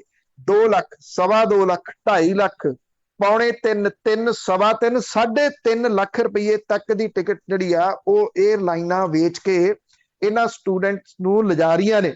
ਏਅਰਪੋਰਟ ਦੇ ਉੱਤੇ ਗਏ ਸਟੂਡੈਂਟ ਜੇ ਕਿਸੇ ਨੂੰ ਪਹਿਲਾਂ ਬੁੱਕ ਕੀਤੀ ਆ, 에ਅਰਲਾਈਨ ਵਾਲੇ ਇੱਕ ਨਵੀਂ ਆਫਰ ਦਿੰਦੇ ਆ ਵੀ ਇਹ ਜਿਹੜੀ ਟਿਕਟ ਜਿੰਨੇ ਦੀ ਤੁਸੀਂ ਲਈ ਆ, ਇਹਦਾ ਅਸੀਂ ਜੇ ਤੁਸੀਂ ਪੈਸੇ ਕੈਸ਼ ਲੈਣੇ ਆ ਤੇ ਰੁਪਈਆਂ 'ਚ ਲੈ ਲਓ, ਡਾਲਰਾਂ 'ਚ ਲੈਣੇ ਤੇ ਤਾਂ ਵੀ ਕੈਸ਼ ਲੈ ਲਓ। ਤੁਸੀਂ ਏਦਾਂ ਕਰੋ, ਕੋਈ 10-15 ਦਿਨਾਂ ਤੱਕ ਚਲੇ ਜਾਓ, ਅਸੀਂ ਤੁਹਾਨੂੰ ਇੰਨੇ ਪੈਸੇ ਜਿਹੜੇ ਉਹ ਦੇ ਦਿੰਨੇ ਆ। ਮੰਨ ਲਓ ਜੇ ਕਿਸੇ ਨੇ ਲੱਖ ਰੁਪਈਏ ਦੀ ਜਾਂ 1.5 ਲੱਖ ਦੀ ਟਿਕਟ ਲਈ ਆ, ਇਹ ਆਫਰ ਉਹਨੂੰ ਕੀਤੀ ਜਾਂਦੀ ਆ ਵੀ ਤੁਸੀਂ ਇਹਦੇ ਪੈਸੇ ਲੈ ਲਓ, ਤੁਹਾਡੀ ਅਗਲੀ ਟਿਕਟ ਅਸੀਂ ਬੁੱਕ ਕਰ ਦਿੰਨੇ ਆ, ਇਹ ਤੁਸੀਂ ਸਰੈਂਡਰ ਕਰ ਦਿਓ, ਇਹ ਤੁਸੀਂ ਨਾ ਜਾਓ ਅੱਜ। ਉਹ ਕਿਉਂ ਕੀਤੀ ਜਾਂਦੀ ਆ ਕਿ ਲੱਖ ਤੋਂ 1.5 ਲੱਖ ਰੁਪਈਏ ਵਾਲੀ ਜਿਹੜੀ ਟਿਕਟ ਆ ਉਹਨੂੰ 3 ਤੋਂ 3.5 ਲੱਖ ਰੁਪਈਏ 'ਚ ਵੇਚਿਆ ਜਾਂਦਾ। ਇੱਕ ਇੱਕ ਸੀਟ ਦਾ 에ਅਰਲਾਈਨਾਂ ਇਸ ਤਰੀਕੇ ਦੇ ਨਾਲ ਜਿਹੜਾ ਉਹ ਪੈਸਾ ਕਮਾ ਰਹੀਆਂ ਨੇ, ਚਮਰਾ ਰਹੀਆਂ ਨੇ ਲੋਕਾਂ ਦਾ। ਜਿਹੜੇ ਬੱਚੇ ਪੜ੍ਹਨ ਜਾ ਰਹੇ ਆ ਉਹ ਮਾਤੜ ਘਰਾਂ ਦੇ ਨੇ ਬਹੁਤੇ, ਜਿਨ੍ਹਾਂ ਨੇ ਜ਼ਮੀਨਾਂ ਗਹਿਣੇ ਧਰੀਆਂ ਨੇ ਜਾਂ ਜ਼ਮੀਨਾਂ ਦੇ ਟੁਕੜੇ ਜਿਹੜੇ ਆ ਉਹ ਵੇਚੇ ਆ। ਜਦੋਂ ਹੁਣ ਵੀਜ਼ਾ ਲੱਗ ਗਿਆ, ਸਟੂਡੈਂਟ ਵੀਜ਼ਾ ਲੱਗ ਗਿਆ, ਕਲਾਸਿਸ ਸਤੰਬਰ ਤੋਂ ਸਟਾਰਟ ਹੋਣੀਆਂ ਨੇ, ਉਹਨਾਂ ਦੀ ਮਜਬੂਰੀ ਬਣ ਗਈ ਕਿ ਉਹਨਾਂ ਨੇ ਜਾਣਾ ਹੀ ਜਾਣਾ, ਨਹੀਂ ਜਾਣਗੇ ਕਲਾਸ ਅਟੈਂਡ ਨਹੀਂ ਕਰਨਗੇ, ਉਹਨਾਂ ਦਾ ਦਾਖਲਾ ਜਿਹੜਾ ਉਹ ਜਾਂਦਾ ਲੱਗੂਗਾ, ਜਿਹਦੇ ਕਰਕੇ ਉਹਨਾਂ ਦੀ ਮਜਬੂਰੀ ਦਾ ਫਾਇਦਾ ਕੈਨੇਡਾ ਦੀ ਸਰਕਾਰ ਦੀ ਮਿਲੀ ਭੁਗਤ ਦੇ ਨਾਲ ਇਹ 에ਅਰਲਾਈਨਾਂ ਜਿਹੜੀਆਂ ਦੀ ਉਹ ਲੈ ਰਹੀਆਂ ਨੇ। ਔਰ ਇਹਦੇ ਵਿੱਚ ਜਿੰਨਾ ਪੈਸਾ ਇਹ 에ਅਰਲਾਈਨਾਂ ਨੇ ਪਿਛਲੇ ਮਹੀਨਿਆਂ 'ਚ ਕਮਾ ਲਿਆ ਜਾਂ ਅੱਜ ਜਿਹੜਾ ਉਹ ਕਮਾ ਰਹੀਆਂ ਨੇ, ਸ਼ਾਇਦ ਹੋ ਸਕਦਾ ਇੰਨਾ ਪੈਸਾ ਉਹਨਾਂ ਨੇ ਪਿਛਲੇ 5-4 ਸਾਲਾਂ ਦੇ ਦੌਰਾਨ ਨਾ ਕਮਾਇਆ ਹੋਵੇ। ਕਿਹੜੀ ਇਕਨੋਮੀ ਜਿਹੜੀ ਇਹ ਕਹੀ ਜਾ ਰਹੀ ਹੈ ਕਿ ਖਤਮ ਹੋ ਰਹੀ ਆ ਜਾਂ ਉਹ ਬੜੀ ਹਰਟ ਹੋ ਗਈ ਆ ਤਾਂ ਨਵੇਂ ਤਰੀਕੇ ਜਿਹੜੇ ਦੀ ਉਹ ਲੱਭ ਲਏ ਗਏ ਲੋਕਾਂ ਨੂੰ ਲੁੱਟਣ ਦੀ।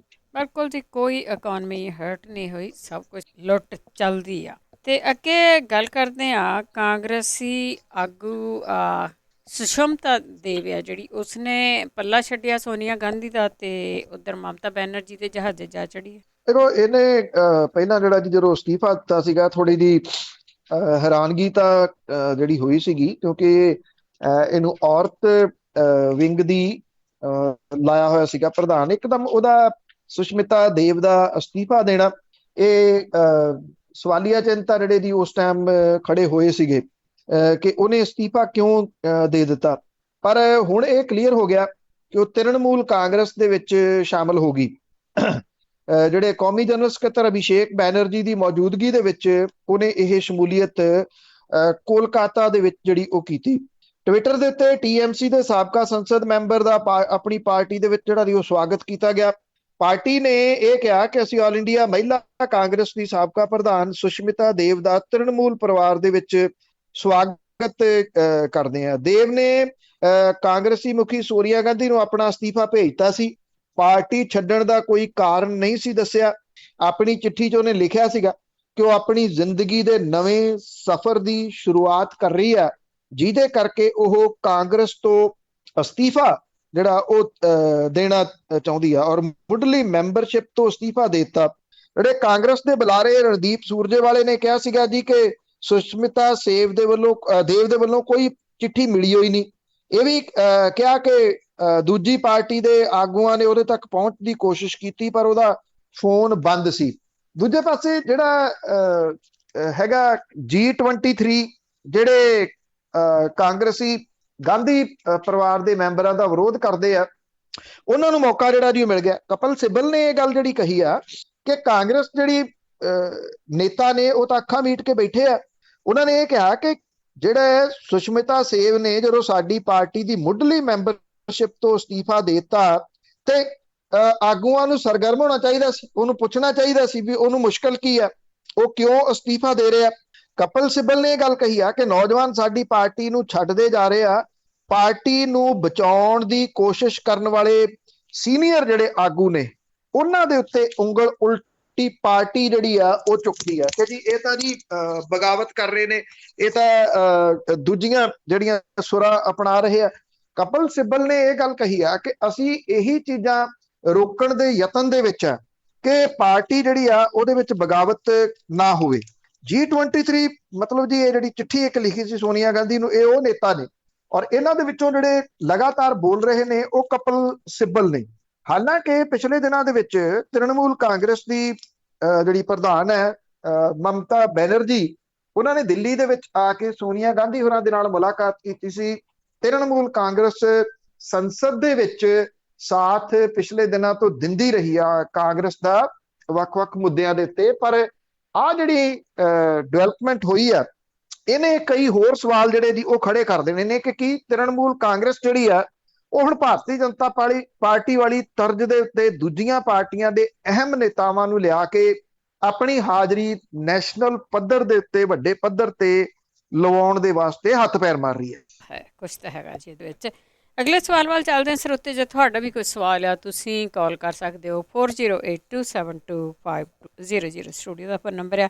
ਅਕਾਲੀ ਦਲ ਦੀ ਗੱਲ ਕਰੀਏ, ਅਜੀਬ ਸਥਿਤੀ ਬਣੀ ਹੋਈ ਆ ਜਲੰਧਰ ਕੈਂਟ ਦੇ ਵਿੱਚ। ਜੇ ਇੱਕ ਨੂੰ ਤੱਕੜੀ 'ਚ ਬਿਠਾਉਂਦੇ ਤੇ ਦੂਜਾ ਛਾਲ ਮਾਰਨੇ ਨੂੰ ਫਿਰਦਾ। ਦੇਖੋ, ਯਤਨ ਤਾਂ ਤੱਕੜੀ ਦੇ ਪੱਲੇ ਦੇ ਵਿੱਚ ਹਾਥੀ ਚੜਾਉਂਦੇ ਵੀ ਹੋਏ ਆ ਨਾ, ਸੋ ਦੇਖਦੇ ਆ ਇਹ ਕਿੱਧਰ ਨੂੰ ਜਿਹੜਾ ਜਾਂਦੇ ਆ। ਪਰ ਜਲੰਧਰ ਕੈਂਟ ਦੀ ਸਥਿਤੀ ਜਿਹੜੀ ਦੀ ਉਹ ਥੋੜੀ ਅਜੀਬ ਬਣੀ, ਜਿੱਥੇ ਇੱਕ ਪਾਸੇ ਜਦੋਂ ਨਵਜੋਤ ਸਿੰਘ ਸਿੱਧੂ ਦੀ ਚਿੱਠੀ ਜਾਰੀ ਹੋਈ ਕਿ ਪ੍ਰਗਟ ਸਿੰਘ ਹੋਰੀ ਜਨਰਲ ਸਕੱਤਰ ਹੋਣਗੇ ਤੇ ਪ੍ਰਧਾਨ ਜੀ ਪਹੁੰਚ ਗਏ ਉੱਥੇ ਜਿਹੜਾ ਜਲੰਧਰ ਕੈਂਟ ਦੇ ਵਿੱਚ। ਜਗਬੀਰ ਸਿੰਘ ਬਰਾੜ ਜਿਹੜੇ ਕਿ ਮਨਪ੍ਰੀਤ ਸਿੰਘ ਬਾਦਲ ਦੇ ਕਜ਼ਨ ਨੇ, ਮਾਸੀ ਦੇ ਪੁੱਤ ਨੇ, ਜਦੋਂ ਉਹ ਅਕਾਲੀ ਦਲ ਦੇ ਵਿੱਚ ਆਏ ਸੀਗੇ ਤਾਂ ਉਹ ਮਨਪ੍ਰੀਤ ਸਿੰਘ ਬਾਦਲ ਉਹਨਾਂ ਨੂੰ ਲੈ ਕੇ ਆਏ ਸੀ। ਮਨਪ੍ਰੀਤ ਸਿੰਘ ਬਾਦਲ ਅਕਾਲੀ ਦਲ ਬਾਦਲ ਛੱਡ ਗਏ, ਪੀਪੀਪੀ ਬਣਾ ਲਈ ਤੇ ਜਗਬੀਰ ਬਰਾੜ ਹੋਰਾਂ ਦਾ ਉਹਨਾਂ ਦੇ ਨਾਲ ਜਾਣਾ ਪਤਾ ਹੀ ਸੀਗਾ, ਉਹ ਗਏ।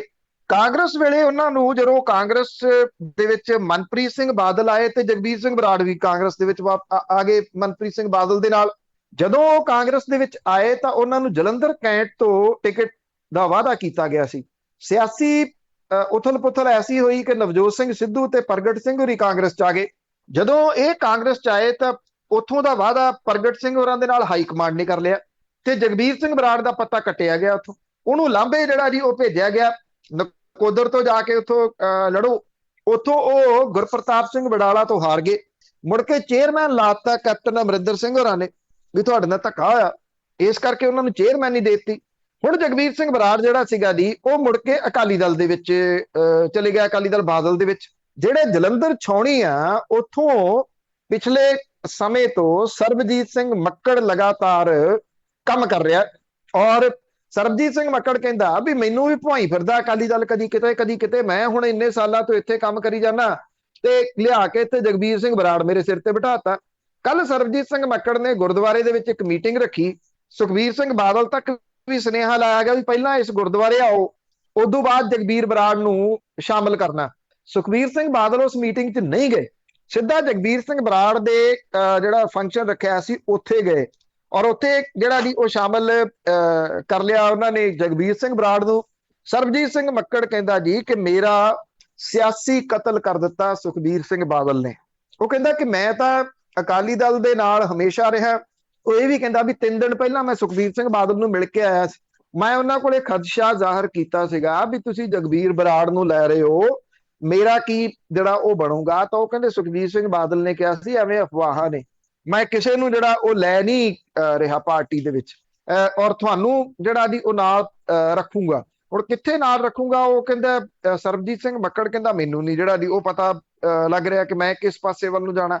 ਹੁਣ ਇਹ ਨਹੀਂ ਪਤਾ, ਇਹ ਕਿਹਾ ਜਾ ਰਿਹਾ ਕਿ ਸਰਬਜੀਤ ਸਿੰਘ ਮੱਕੜ ਹੋਰੀ ਇਕੱਠ ਕਰਨਗੇ ਤੇ ਉਹ ਪਾਰਟੀ ਦਾ ਪੱਲਾ ਜਿਹੜਾ ਜੀ ਉਹ ਛੱਡ ਸਕਦੇ ਆ। ਤੋ ਇਉਂ ਹੁੰਦਾ ਕਿ ਜਦੋਂ ਤੱਕੜੀ ਦੇ ਵਿੱਚ ਕੋਈ ਚੀਜ਼ ਤੋਲੀ ਜਾਂਦੀ ਆ, ਕਈ ਵਾਰੀ ਇਹੋ ਜਿਹਾ ਨਗ ਵੀ ਆ ਜਾਂਦਾ ਵੀ ਉਹ ਥੋੜਾ ਜਿਹਾ ਪਾਈਏ ਤੇ ਉਹ ਪਾਸਾ ਭਾਰਾ ਹੋ ਜਾਂਦਾ, ਜੇ ਉਹਨੂੰ ਲਾਓ ਤੇ ਫਿਰ ਉਹ ਹੌਲਾ ਹੋ ਜਾਂਦਾ। ਇਹ ਉਹੋ ਜਿਹਾ ਕੁਝ ਜਿਹੜਾ ਦੀ ਹੋ ਰਿਹਾ ਵੀ ਜਗਬੀਰ ਸਿੰਘ ਬਰਾੜ ਤੱਕੜੀ ਤੇ ਚੜਿਆ ਤੇ ਸਰਬਜੀਤ ਸਿੰਘ ਮੱਕੜ ਹੋਰੀ ਉੱਤਰ ਨੂੰ ਜਿਹੜਾ ਦੀ ਉਹ ਤਿਆਰ ਹੋ ਗਏ। ਉੱਥੇ ਹੁਣ ਉਸ ਜਗ੍ਹਾ ਦੇ ਉੱਤੇ ਕੀਤਾ ਜਿਹੜਾ ਦੀ ਉਹ ਕੀ ਜਾਊਗਾ। ਹਾਂ ਇੰਨਾ ਜ਼ਰੂਰ ਹੈ, ਪ੍ਰਗਟ ਸਿੰਘ ਦੇ ਵਾਸਤੇ ਰਾਹ ਔਖੀ ਹੋ ਗਈ।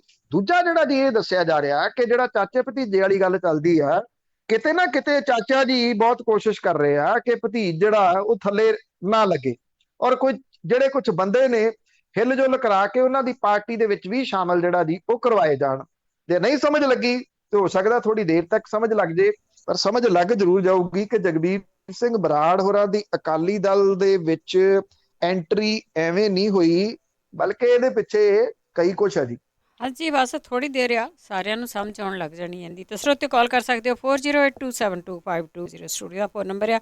ਤੇ ਉਹ ਲੜਕੀ ਦੀ ਗੱਲ ਕਰਦੇ ਆ ਜਿਹੜੀ ਰੇਪ ਪੀੜਤ ਸੀ, ਉਸਨੇ ਸੁਪਰੀਮ ਕੋਰਟ ਦੇ ਸਾਹਮਣੇ ਆਪਣੇ ਆਪ ਨੂੰ ਅੱਗ ਲਾਈ। ਦੇਖੋ ਇਹ ਸਵਾਲ ਜਿਹੜੇ ਆ ਕਈ ਪਾਸਿਓਂ ਜਿਹੜੇ ਖੜੇ ਹੋ ਜਾਂਦੇ ਜਦੋਂ ਇਸ ਤਰ੍ਹਾਂ ਦੀ ਘਟਨਾ ਵਾਪਰਦੀ ਆ ਜੀ। ਦਰਦਨਾਕ ਘਟਨਾ ਹੀ ਤੁਸੀਂ ਕਹਿ ਲਓ। ਇਹ ਉੱਤਰ ਪ੍ਰਦੇਸ਼ ਦੇ ਨਾਲ ਸੰਬੰਧਿਤ ਹੈ ਲੜਕੀ ਉਸ ਕੁੜੀ ਨੇ ਤੇ ਗਵਾਹ ਨੇ ਸੁਪਰੀਮ ਕੋਰਟ ਦੇ ਬਾਹਰ ਸੁਸਾਈਡ ਕਰਨ ਦੀ ਕੋਸ਼ਿਸ਼ ਕੀਤੀ। ਇਹ ਪੀੜਤਾ ਤੇ ਗਵਾਹ ਨੇ ਉੱਤਰ ਪ੍ਰਦੇਸ਼ ਦੀ ਪੁਲਿਸ ਪ੍ਰਸ਼ਾਸਨ ਤੋਂ ਤੰਗ ਆ ਕੇ ਇਹ ਸਟੈਪ ਚੁੱਕਿਆ ਜੀ। ਕੁੜੀ ਦਾ ਇਹ ਜਿਹੜਾ ਜੀ ਇਹ ਕਹਿਣਾ ਹੈ ਕਿ ਜਿਹੜਾ ਦੋਸ਼ੀ ਆ ਉਹਦੇ ਮਾਮਲੇ ਦੇ ਵਿੱਚ ਉਹ ਉੱਤਰ ਪ੍ਰਦੇਸ਼ ਦੇ ਘੋਸੀ ਤੋਂ ਬਹੁਜਨ ਸਮਾਜ ਪਾਰਟੀ ਦਾ ਮੈਂਬਰ ਪਾਰਲੀਮੈਂਟ ਅਤੁਲ ਰਾਏ ਆ। ਸੁਪਰੀਮ ਕੋਰਟ ਦੇ ਬਾਹਰ ਡੀ ਗੇਟ ਦੇ ਬਾਹਰ ਇਹ ਘਟਨਾ ਜਿਹੜੀ ਉਹ ਵਾਪਰੀ। ਪੀੜਤਾ ਤੇ ਗਵਾਹ ਬਹੁਤ ਬੁਰੇ ਤਰੀਕੇ ਦੇ ਨਾਲ ਝੁਲਸ ਗਏ। ਦੋਨਾਂ ਨੂੰ ਰਾਮ ਮਨੋਹਰ ਲੋਹੀਆ ਹਸਪੀਟਲ ਦੇ ਵਿੱਚ ਭਰਤੀ ਜਿਹੜਾ ਕਰਾਇਆ ਗਿਆ। ਇਹਨਾਂ ਨੇ ਸੁਸਾਈਡ ਕਰਨ ਤੋਂ ਪਹਿਲਾਂ ਸੋਸ਼ਲ ਮੀਡੀਆ ਸਾਈਟ ਦੇ ਉੱਤੇ ਲਾਈਵ ਕੀਤਾ। ਉਹਦੇ ਵਿੱਚ ਉਹਨੇ ਸਾਰੀ ਘਟਨਾ ਸੁਣਾਈ ਕਿ ਉਹਦੇ ਨਾਲ ਕੀ ਹੋਇਆ। ਇਹ ਕੁੜੀ ਕਹਿੰਦੀ ਆ ਕਿ ਉਹਨੂੰ ਪੁਲਿਸ ਤੇ ਪ੍ਰਸ਼ਾਸਨ ਨੇ ਇਨਸਾਫ ਦਿਵਾਉਣ ਦੀ ਬਜਾਏ ਅਦਾਲਤ ਦੇ ਵਿੱਚ ਉਹਦਾ ਕਰੈਕਟਰ ਅਸੈਸੀਨੇਸ਼ਨ ਕਰਕੇ ਉਹਨੂੰ ਕਰੈਕਟਰਲੈਸ ਸ਼ੋਅ ਕਰ ਦਿੱਤਾ। ਉਹ ਕੁੜੀ ਕਹਿੰਦੀ ਆ ਇਸ ਚੀਜ਼ ਤੋਂ ਉਹ ਬਹੁਤ ਅਪਸੈਟ ਹੈ, ਜਿਹਦੇ ਕਰਕੇ ਉਹਨੇ ਇਸ ਵੀਡੀਓ ਦੇ ਵਿੱਚ ਸੀਨੀਅਰ ਪੁਲਿਸ ਵਾਲਾ ਅਮਿਤ ਪਾਠਕ, ਜਾਂਚ ਅਧਿਕਾਰੀ ਅਮਰੇਸ਼ ਸਿੰਘ, ਦਰੋਗਾ ਸੰਜੇ ਰਾਏ, ਵਿਵੇਕ ਰਾਏ, ਪੁਲਿਸ ਦਾ ਸੀਨੀਅਰ ਆਫੀਸਰ ਅਮਿਤਾਭ ਠਾਕਰ, ਪ੍ਰਯਾਗਰਾਜ ਦਾ ਸੰਸਦ ਮੈਂਬਰ ਵਿਧਾਇਕ ਜਿਹੜਾ ਉਹਨਾਂ ਨੂੰ ਆਪਣੀ ਇਸ ਦੁਰਦਸ਼ਾ ਦੇ ਵਾਸਤੇ ਜ਼ਿੰਮੇਵਾਰ ਦੱਸਿਆ। ਬਚਾਉਣ ਦੇ ਯਤਨ ਨੇ ਜਿਹੜੇ ਹੁਣ ਝੁਲਸ ਗਏ ਦੋਨੋਂ। ਇਹ ਕਿਹਾ ਜਾਂਦਾ ਹੈ ਕਿ 40% ਤੋਂ ਉੱਪਰ ਝੁਲਸ ਗਏ। ਬਚ ਸਕਣਗੇ ਨਹੀਂ ਬਚ ਸਕਣਗੇ ਉਹ ਆਪਣੀ ਜਗ੍ਹਾ ਦੇ ਉੱਤੇ ਆ, ਪਰ ਇੱਕ ਸਵਾਲ ਤਾਂ ਇਸ ਕੁੜੀ ਨੇ ਜਿਹੜਾ ਜੀ ਉਹ ਖੜਾ ਕਰ ਦਿੱਤਾ ਕਿ ਕੀ ਕੁਝ ਜਿਹੜਾ ਉਹ ਚੱਲ ਰਿਹਾ। ਜਿੱਥੇ ਇਹ ਕਿਹਾ ਜਾ ਰਿਹਾ ਕਿ ਰਾਜ ਦੇ ਬਾਰੇ ਦੇ ਵਿੱਚ ਕਿਤੇ ਸਾਰੀ ਸਥਿਤੀ ਜਿਹੜੀ ਜੀ ਉਹ ਕਾਬੂ ਦੇ ਵਿੱਚ ਆ, ਉਹਨੇ ਤਾਂ ਸਾਰੇ ਹੀ ਸੀਨੀਅਰਸ ਦੇ ਉੱਤੇ ਬਹੁਤ ਗੰਭੀਰ ਇਲਜ਼ਾਮ ਜਿਹੜੇ ਕੁੜੀ ਨੇ ਲਾਏ। ਬਣਦੇ ਵੀ ਜੀ ਇਹੀ ਕੁਛ ਹੋ ਰਿਹਾ ਨਾ, ਉੱਥੇ ਕੁਛ ਹੋਰ ਵਧੀਆ ਤਾਂ ਨਹੀਂ ਨਾ ਹੋ ਰਿਹਾ। ਤੇ ਸਰੋਤਿਆਂ ਨੇ ਅਸੀਂ ਇੱਕ ਬ੍ਰੇਕ ਲੈ ਕੇ, ਬ੍ਰੇਕ ਤੋਂ ਬਾਅਦ ਤੁਹਾਡੀਆਂ ਕਾਲਸ ਹੋਣਗੀਆਂ। ਤੁਸੀਂ ਕਾਲ ਕਰ ਸਕਦੇ ਹੋ ਜੇ ਤੁਹਾਡਾ ਕੋਈ ਸਵਾਲ ਆ। 4082725200 ਸਟੂਡੀਓ ਦਾ ਫੋਨ ਨੰਬਰ ਆ। ਉਹਨੇ ਇੱਕ ਬ੍ਰੇਕ ਤੋਂ ਬਾਅਦ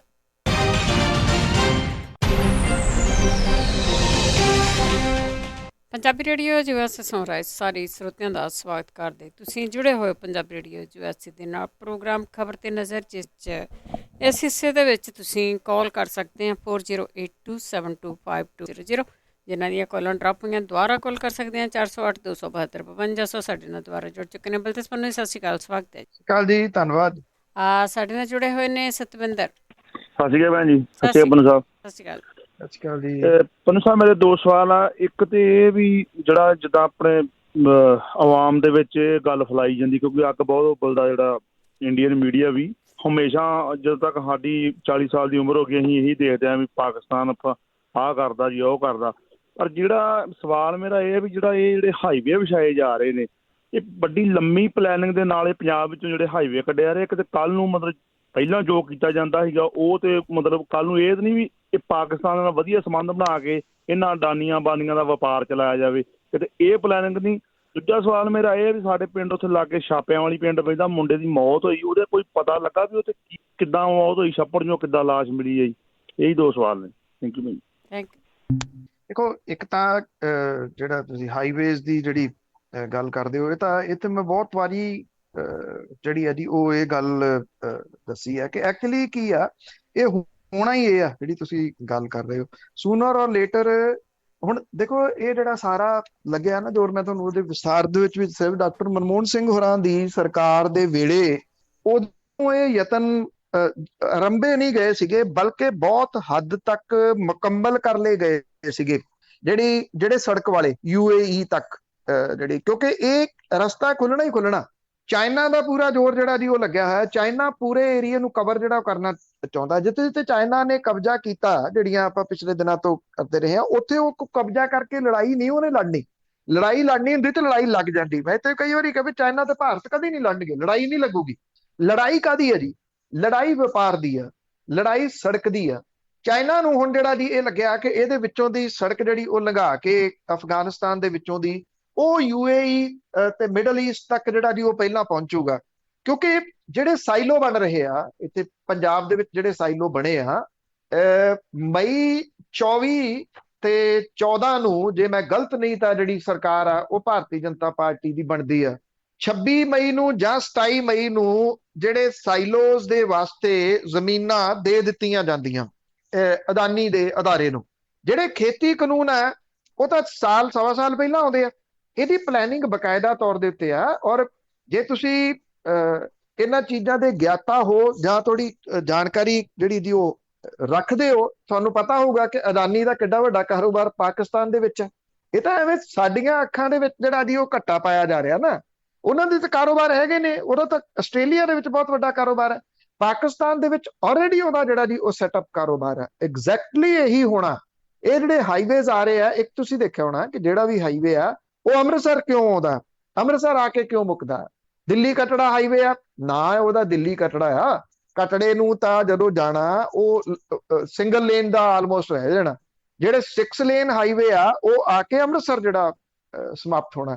ਚੰਡੀਗੜ੍ਹ ਤੋਂ ਜੈਪੁਰ ਨੂੰ ਜਿਹੜਾ ਉਹ ਹਾਈਵੇ ਬਣ ਰਿਹਾ, ਉਹ ਲਿਆ ਕੇ ਉਹਨੂੰ ਪਾਉਣਾ ਦਿੱਲੀ ਕਟੜਾ ਦੇ ਵਿੱਚ ਆ। ਜੈਪੁਰ ਤੋਂ ਜਿਹੜਾ ਜਾਮਨਗਰ ਅੰਮ੍ਰਿਤਸਰ ਐਕਸਪ੍ਰੈਸਵੇ ਬਣ ਰਿਹਾ ਉਹ ਅੰਮ੍ਰਿਤਸਰ ਤੱਕ ਬਣ ਰਿਹਾ। ਇਹ ਸਾਰੀਆਂ ਜਿਹੜੇ ਹਾਈਵੇਜ਼ ਨੇ ਉਹ ਇਸ ਕਰਕੇ ਜਾ ਰਹੇ ਆ ਕਿ ਥਰੂ ਪਾਕਿਸਤਾਨ ਦੇ ਜਿਹੜਾ ਉਹ ਲੰਘਣਾ। ਦੇਖੋ ਹੁਣ ਇਹ ਨਹੀਂ ਪਤਾ ਕਿਉਂਕਿ ਐਵੇਂ ਉਹ ਗੱਲਾਂ ਕਰੀ ਜਾਣ ਨਾਲੋਂ ਜਿਹੜੇ ਕੁਝ ਲੋਕ ਲਿਖੀ ਜਾਂਦੇ ਆ ਉਹਨਾਂ ਦੇ ਬਾਰੇ ਚੋ ਜੀ ਪਹਿਲਾਂ ਨਹੀਂ ਹਾਰੇ ਜੀ, ਉਹ ਨਹੀਂ ਹੋਇਆ ਜੀ, ਆਹ ਨਹੀਂ ਹੋਇਆ। ਇਹ ਬਦਲੀਆਂ ਹੋਈਆਂ ਪਰਿਸਥਿਤੀਆਂ ਨੇ। ਬਦਲੀਆਂ ਹੋਈਆਂ ਪਰਿਸਥਿਤੀਆਂ ਦੇ ਵਿੱਚ ਤੁਹਾਨੂੰ ਬਹੁਤ ਕੁਝ ਅਜੇ ਵੇਖਣ ਸੁਣਨ ਨੂੰ ਮਿਲੂਗਾ ਕਿ ਜਿਹੜਾ ਇਹ ਵਪਾਰ ਸ਼ੁਰੂ ਹੋਣਾ ਇਹਦੇ ਚ ਇੱਕ ਤਾਂ ਚਾਈਨਾ ਨੰਬਰ ਲੈਂਦਾ ਜਾਂ ਭਾਰਤ ਜਿਹੜਾ ਦੀ ਉਹ ਨੰਬਰ ਲੈਂਦਾ। ਭਾਰਤ ਦੀਆਂ ਪਾਲਿਸੀਜ਼ ਦਾ ਮੈਂ ਤੁਹਾਨੂੰ ਪਹਿਲਾਂ ਦੱਸਿਆ ਕਿ ਵਿਦੇਸ਼ ਨੀਤੀਆਂ ਦੇ ਨਾਂ ਦੇ ਉੱਤੇ ਹਾਲ ਦੀ ਘੜੀ ਹੈ ਹੀ ਕੱਖ ਨੀਗਾ। ਬੇਸ਼ੱਕ ਅੱਜ ਕਿਸੇ ਨੂੰ ਇਹ ਲੱਗਦਾ ਹੋਵੇ ਕਿ ਅਮਰੀਕਾ ਉੱਥੋਂ ਅਫਗਾਨਿਸਤਾਨ ਚੋਂ ਨਿਕਲ ਗਿਆ, ਮੈਨੂੰ ਨਹੀਂ ਲੱਗਦਾ ਕਿ ਅਮਰੀਕਾ ਜਿਹੜਾ ਅਫਗਾਨਿਸਤਾਨ ਦੇ ਵਿੱਚੋਂ ਨਿਕਲਿਆ, ਉਹਦੀ ਮਿਲਟਰੀ ਨਿਕਲੀ ਆ। ਅਮਰੀਕਾ ਅਫਗਾਨਿਸਤਾਨ ਦੇ ਵਿੱਚੋਂ ਇਉਂ ਨਹੀਂ ਨਿਕਲੂਗਾ ਜੀ। ਉਹ ਵਪਾਰ ਦੇ ਪੁਆਇੰਟ ਆਫ ਵਿਊ ਦੇ ਨਾਲ ਵੀ ਸੋਚੂਗਾ ਆਉਂਦੇ ਸਮੇਂ ਦੇ ਦੌਰਾਨ। ਚਾਈਨਾ ਨੂੰ ਉਹ ਹੋਰ ਪਾਵਰਫੁਲ ਹੋਣ ਦੇਊਗਾ ਕਿ ਅਮਰੀਕਾ? ਇਹ ਬੜਾ ਵੱਡਾ ਪੁਆਇੰਟ ਹੈ। ਕੀ ਰਸ਼ੀਆ ਤੇ ਚਾਈਨਾ ਆਪਸ ਦੇ ਵਿੱਚ ਹੱਥ ਮਿਲਾ ਸਕਦੇ ਆ? ਜਿਹੜੇ ਲੋਕ ਵਿਦੇਸ਼ ਨੀਤੀਆਂ ਨੂੰ ਜਾਣਦੇ ਆ, ਇੰਟਰਨੈਸ਼ਨਲ ਤੌਰ ਦੇ ਉੱਤੇ ਇਹਨਾਂ ਚੀਜ਼ਾਂ ਨੂੰ ਜਾਣਦੇ ਆ, ਉਹ ਜਾਣਦੇ ਆ ਕਿ ਇਹ ਕਿਵੇਂ ਮਿਲ ਸਕਦੇ ਆ। ਇਹ ਬੜੀਆਂ ਸਾਰੀਆਂ ਗੱਲਾਂ ਨੇ ਜਿਨ੍ਹਾਂ ਦੇ ਜਵਾਬ ਤੁਹਾਨੂੰ ਬਹੁਤ ਦੇਰ ਨਹੀਂ ਲੱਗੂਗੀ ਹੁਣ ਜਿਹੜਾ ਉਹ ਸਮਝ ਆਉਂਦੇ ਆ। ਸਾਈਲੋ ਪੰਜਾਬ ਦੇ ਵਿੱਚ ਜਾਂ ਜਿਹੜੇ ਇਹ ਰਾਹ ਨੂੰ ਜਾਂਦਾ ਜਿਹੜਾ ਸਿਲਕ ਰੂਟ ਹੈ, ਇਹਦੇ ਰਾਹ ਨੂੰ ਜਾਂਦੇ ਆ ਸਾਈਲੋ ਕਿਉਂ ਬਣਾਏ ਗਏ? ਕਿਉਂਕਿ ਜਦੋਂ ਜੇ ਤੁਸੀਂ ਨਕਸ਼ੇ ਦੇ ਉੱਤੇ ਸਾਰਾ ਕੁਝ ਪੜ੍ਹਦੇ ਹੋ, ਦੇਖਦੇ ਹੋ, ਤੁਹਾਨੂੰ ਇਹ ਚੀਜ਼ ਦਿਸਦੀ ਆ। ਕੁਝ ਚੀਜ਼ਾਂ ਉਹ ਚੀਜ਼ ਕੀ ਦਿਸਦੀ ਆ ਕਿ ਜਦੋਂ ਤੁਸੀਂ ਪਾਕਿਸਤਾਨ ਕ੍ਰਾਸ ਕਰ ਗਏ, ਅਫਗਾਨਿਸਤਾਨ ਕ੍ਰਾਸ ਕਰ ਗਏ, ਅਕਸਰ ਫਲਾਈਟ ਚ ਆਉਂਦੇ ਹੋ ਤੇ ਉੱਥੇ ਉਹ ਨਕਸ਼ਾ ਦੇਖਿਆ ਕਰੋ ਨਾ ਕਿਹੜੇ ਕਿਹੜੇ ਮੁਲਕ ਆਉਂਦੇ। ਜਿਹੜੇ ਮੁਲਕ ਆਉਂਦੇ ਆ ਉਹਨਾਂ ਦੇ ਵਿੱਚ ਉਪਜਾਊ ਧਰਤੀ ਕਿੰਨੀ ਆ, ਉੱਥੇ ਕਿੰਨੀਆਂ ਫਸਲਾਂ ਹੁੰਦੀਆਂ ਨੇ। ਇਹ ਉਹ ਰਾਹ ਨੇ ਜਿੱਥੋਂ ਇਹ ਸਾਈਲੋ ਦੇ ਵਿੱਚ ਇਕੱਠੇ ਕਰਕੇ ਅੱਗੋਂ ਫਿਰ ਜਿਹੜੇ ਆ ਇਸ ਰੂਟ ਦੇ ਰਾਹੀਂ ਸਮਾਨ ਜਿਹੜਾ ਉਹ ਵੇਚਿਆ ਜਾਣਾ। ਬਿਲਕੁਲ ਇਹ ਜਿਹੜੀ ਲੜਾਈ ਆ, ਜਿਹੜੀ ਅਗਲੀ ਲੜਾਈ ਆ, ਉਹ ਬਿਜ਼ਨਸ ਦੀ ਹੀ ਲੜਾਈ ਆ, ਕਾਰਪੋਰੇਟਾਂ ਦੀ ਲੜਾਈ ਆ, ਜਿਹਦੇ ਵਿੱਚ ਪਿਸਣਾ ਕਿਹਨੇ ਆ? ਤੁਸੀਂ ਅਸੀਂ ਆਮ ਬੰਦਿਆਂ ਨੇ। ਆਮ ਬੰਦਾ ਜਿਹੜਾ ਜੀ ਉਹ ਇਹਦੇ ਵਿੱਚ ਕਿਤੇ ਨਹੀਂ ਹੋਊਗਾ। ਆਮ ਬੰਦਾ ਮਨਫੀ ਹੋਊਗਾ। ਹਰ ਚੀਜ਼ ਉਹਨੂੰ ਇੰਨੀ ਕੁ ਮਹਿੰਗੀ ਜਿਹੜੀ ਉਹ ਲੈਣੀ ਪਊਗੀ ਬਈ ਉਹਦੇ ਕੋਲੇ ਰਾਹ ਹੀ ਕੋਈ ਨਹੀਂ ਜਿਹੜਾ ਜੀ ਉਹ ਬਚੂਗਾ। ਹਰ ਚੀਜ਼ ਇਹਨਾਂ ਦੇ ਕੰਟਰੋਲ ਦੇ ਵਿੱਚ ਹੋਊਗੀ। ਜਦੋਂ ਕਿਸੇ ਵੱਡੇ ਕਾਰਪੋਰੇਟ ਦਾ ਨਾਮ ਆਉਂਦਾ ਭਾਰਤ ਦੇ ਵਿੱਚ, ਉਹਦੇ ਆਪਣੇ ਸਾਹਮਣੇ ਇੱਕ ਤਸਵੀਰ ਆ ਜਾਂਦੀ। ਅੱਛਾ, ਉਹ ਤੇਲ ਸਾਫ਼ ਕਰਨ ਵਾਲੀ ਜਿਹੜੀ ਕੰਪਨੀ, ਉਹ ਤੇਲ ਨਹੀਂ ਜੀ ਸਾਫ਼ ਕਰਦੀ, ਉਹ ਟੂਥ ਬਰਸ਼ ਵੀ ਬਣਾਉਂਦੀ ਆ, ਉਹ ਕੱਪੜੇ ਸੀਨ ਵਾਲੀ ਸੂਈ ਵੀ ਬਣਾਉਂਦੀ ਆ, ਉਹ ਧਾਗੇ ਵੀ ਬਣਾਉਂਦੀ ਆ, ਉਹ ਕੱਪੜਾ ਵੀ ਬਣਾਉਂਦੀ ਆ। ਕਿਹੜੀ ਚੀਜ਼ ਆ ਜਿਹੜੀ ਚੀਜ਼ ਉਹ ਨਹੀਂ ਬਣਾਉਂਦੀ? ਹਰ ਚੀਜ਼ ਜਿਹੜੀ ਉਹ ਬਣਾਉਂਦੀ ਆ। ਮਜ਼ਾਕ ਨਾਲ ਹੀ ਮੈਂ ਤਾਂ ਕਈ ਵਾਰੀ ਕਹਿੰਦਾ ਨਾ ਸਟਾਇਰ ਦੇ ਰੂਪ ਦੇ ਵਿੱਚ, ਪਰ ਇਹ ਤੁਹਾਡੇ ਸਾਹਮਣੇ ਆਊਗਾ। ਰਿਲਾਇੰਸ ਗੋਲਗੱਪਾ ਤੇ ਅਡਾਨੀ ਦੀ ਪਾਪੜੀ ਨਾ ਇਹ ਤੇ ਕਿ ਇਹਨਾਂ ਨੇ ਛੋਟਾ ਬਿਜ਼ਨਸ ਵੀ ਜਿਹੜਾ ਉਹ ਕਿਸੇ ਨੂੰ ਕਰ ਨਹੀਂ ਦੇਣਾ। ਇਹਨਾਂ ਨੇ ਹਰ ਚੀਜ਼ ਦੇ ਉੱਤੇ ਠੱਪਾ ਜਿਹੜਾ ਜੀ ਉਹ ਇਹਨਾਂ ਦਾ ਹੀ ਲੱਗ ਕੇ ਆਊਗਾ। ਕਾਰਪੋਰੇਟ ਜਿਹੜਾ ਉਹ ਵਿਸ਼ਵ ਭਰ ਦੇ ਵਿੱਚ ਵੱਡਾ ਹੋ ਰਿਹਾ। ਤੁਸੀਂ ਅਮਰੀਕਾ ਦੇ ਅੰਕੜੇ ਚੁੱਕ ਲੈਣਾ, ਕਰੋਨਾ ਦੇ ਅੰਕੜੇ ਲੈ ਲਿਓ ਤੇ ਵਿਸ਼ਵ ਜਿਹੜੇ ਅਮਰੀਕਾ ਦੇ ਵਿੱਚ ਬੈਠੇ ਕਾਰਪੋਰੇਟ ਅਦਾਰੇ ਨੇ ਉਹਨਾਂ ਦਾ ਜਿਹੜੀ ਕਮਾਈ ਦੇਖ ਲਿਓ। ਗੱਲ ਅਮਰੀਕਾ ਦੀ ਨਹੀਂ, ਗੱਲ ਭਾਰਤ ਦੀ ਨਹੀਂ, ਗੱਲ ਕੈਨੇਡਾ ਦੀ ਨਹੀਂ, ਹਰੇਕ ਜਗ੍ਹਾ ਦੇ ਉੱਤੇ ਇਹ ਹੋ ਰਿਹਾ। ਕਾਰਪੋਰੇਟ ਜਿਹੜਾ ਉਹ ਡੇ ਬਾਈ ਡੇ ਹੋਰ ਵੱਡਾ ਹੁੰਦਾ ਤੁਰਿਆ ਜਾ ਰਿਹਾ ਤੇ ਉਹਦੇ ਚੋਂ ਆਮ ਬੰਦਾ, ਆਮ ਬਿਜ਼ਨਸਮੈਨ ਜਿਹੜਾ ਉਹ ਮਨਫੀ ਹੁੰਦਾ ਤੁਰਿਆ ਜਾਂਦਾ। ਬਿਲਕੁਲ। ਦੂਜੀ ਉਹਨਾਂ ਦੀ ਖਬਰ ਸੀ ਕੋਈ ਲੜਕਾ ਸੀ ਛੱਪੜ ਦੇ ਵਿੱਚ, ਲਾਸ਼ ਤੇ ਮਿਲੀ ਆ, ਕਿਵੇਂ ਡਿੱਗਿਆ ਉਹ? ਪਰ ਮੈਂ ਨਹੀਂ ਜਿਹੜਾ ਜੀ ਇਹਦਾ ਜਵਾਬ ਪ੍ਰੋਪਰ ਇਸ ਕਰਕੇ ਨਹੀਂ ਦੇ ਸਕਦਾ ਕਿ ਉਹ ਕਿਹੜੇ ਪਿੰਡ ਦੀ ਗੱਲ ਆ ਜੀ, ਕਿੱਥੇ ਲੜਕਾ ਜਿਹੜਾ ਉਹ ਡਿੱਗ ਕੇ ਜੀ ਮਰਿਆ, ਕਿਉਂਕਿ ਇੰਨੀ ਇੱਕ ਛੋਟੀ ਜਿਹੜੀ ਗੱਲ ਹੈ ਜੀ, ਹੋ ਸਕਦਾ ਕਿ ਉਹ ਬਹੁਤ ਵੱਡੀ, ਉਹਨਾਂ ਦੇ ਪਿੰਡ ਦੀ ਵੱਡੀ ਜਿਹੜੀ ਉਹ ਜੀ ਖਬਰ ਹੋਵੇ, ਪਰ ਇੱਥੇ ਐਡੀ ਵੱਡੀ ਖਬਰ ਨਹੀਂ ਹੈਗੀ ਜੀ ਕਿਸੇ ਜਗ੍ਹਾ ਦੇ ਉੱਤੇ ਕਿ ਉਹਦੇ ਪਿੱਛੇ ਕਹਾਣੀ ਜਿਹੜੀ ਉਹ ਕੀ ਸੀ। ਹਾਂ, ਰਫਲ ਵਾਲੀ ਜਿਹੜੀ ਖਬਰ ਜ਼ਰੂਰ ਚਰਚਾ, ਕਿ ਉਹ ਨਿਆਣੇ ਜਿਹੜੇ ਸੀਗੇ ਨੌਜਵਾਨ, ਉਹ ਘਰੋਂ ਰਫਲਾਂ ਲਿਆ ਕੇ ਵੀਡੀਓ ਬਣਾ ਰਹੇ ਸੀ, ਉਹਨੇ ਇੱਕ ਨੂੰ ਮਾਰ ਜ਼ਰੂਰ ਜਿਹੜਾ ਜੀ ਉਹ ਦਿੱਤਾ, ਉਹ ਜ਼ਰੂਰ ਚਰਚਾ ਚੱਲ ਰਿਹਾ ਜੀ। ਅਗਲੇ ਕਾਲਰ ਨੇ ਸਾਡੇ ਜੋਗਾ ਸਿੰਘ। ਭੈਣ ਜੀ ਸਤਿ ਸ਼੍ਰੀ ਅਕਾਲ। ਸਤਿ ਸ਼੍ਰੀ ਅਕਾਲ ਜੀ। ਸਤਿ ਸ਼੍ਰੀ ਅਕਾਲ। ਮੇਰਾ ਸਵਾਲ ਤੁਹਾਨੂੰ ਸਾਹਿਬ ਇਹ ਹੈਗਾ ਕਿ ਜਿਹੜਾ RTI ਮੋਟਰਸਾਈਕਲ ਰਾਈਟ ਕਾਨੂੰਨ ਆਇਆ ਸੀ, ਪਹਿਲਾਂ ਤਾਂ ਬਿੰਗਟੀ ਦੇ ਤਰੀਕੇ ਨਾਲ ਸੈਂਟਰ ਨੇ ਸ਼ਾਮਲ ਕਰਦਾ, ਹੁਣ ਪੰਜਾਬ ਗੌਰਮੈਂਟ ਤੇ ਸੰਘੀ ਘੁੱਟਣ ਦੀ ਯਤਨ ਕਰ ਰਹੀ, ਕਿਤੇ ਸਹੀ ਗੱਲ ਹੈ ਜੀ? ਇਹ ਸਵਾਲ ਹੈ ਜੀ। ਥੈਂਕ ਯੂ ਜੀ, ਥੈਂਕ ਯੂ। ਦੇਖੋ, ਇਹ ਡਾਕਟਰ ਮਨਮੋਹਨ ਸਿੰਘ ਹੋਰਾਂ ਦੀ ਸਭ ਤੋਂ ਵੱਡੀ ਜਿਹੜੀ ਦੇਣ ਸੀਗੀ RTI ਕਾਨੂੰਨ ਜਿਹੜਾ ਦੇਣਾ, right to information act. Actually supreme court ਨੇ ਜਿਹੜੇ ਕੁਝ ਇਹਦੇ ਉੱਤੇ ਰਿਸਟ੍ਰਿਕਸ਼ਨਸ ਦੀ ਗੱਲ ਕੀਤੀ ਸੀ, ਉਸ ਫੈਸਲੇ ਨੂੰ ਆਧਾਰ ਬਣਾ ਕੇ ਜਿਹੜੀ ਪੰਜਾਬ ਸਰਕਾਰ ਨੇ ਚਿੱਠੀਆਂ ਜਾਰੀ ਕੀਤੀਆਂ ਨੇ। ਪੰਜਾਬ ਸਰਕਾਰ ਨੇ ਤਾਂ RTI ਦਾ ਗਾਲੀ ਘੁੱਟ ਦਿੱਤਾ ਜੀ, ਕੈਪਟਨ ਸਰਕਾਰ ਨੇ, ਕਿ ਕੋਈ ਜਾਣਕਾਰੀ ਦੇਣੀ ਹੋਈ ਨਹੀਂ। ਜਿਹੜੇ RTI ਕਾਰਕੁਨ ਨੇ, ਦੇਖਦੇ ਆ ਉਹ ਇਸ ਮਾਮਲੇ ਨੂੰ, ਇਸ ਫੈਸਲੇ ਨੂੰ ਚੈਲੰਜ ਵਗੈਰਾ ਜਿਹੜਾ ਜੀ ਉਹ ਕਰਦੇ ਆ ਜਾਂ ਨਹੀਂ, ਕਿਉਂਕਿ ਜਦੋਂ ਦੀ RTI ਆਈ ਆ ਉਦੋਂ ਦੇ ਸਿਆਸਤਦਾਨ ਔਖੇ ਆ, ਚਾਹੇ ਉਹ ਸੂਬਿਆਂ ਵਾਲੇ ਆ ਚਾਹੇ ਉਹ ਸੈਂਟਰ ਵਾਲੇ ਆ, ਉਹਨਾਂ ਦੀ ਤਾਂ ਹਰ ਗੱਲ ਜਿਹੜੀ ਉਹ ਬਾਹਰ ਆਉਣੀ ਸ਼ੁਰੂ ਹੋ ਗਈ ਨਾ।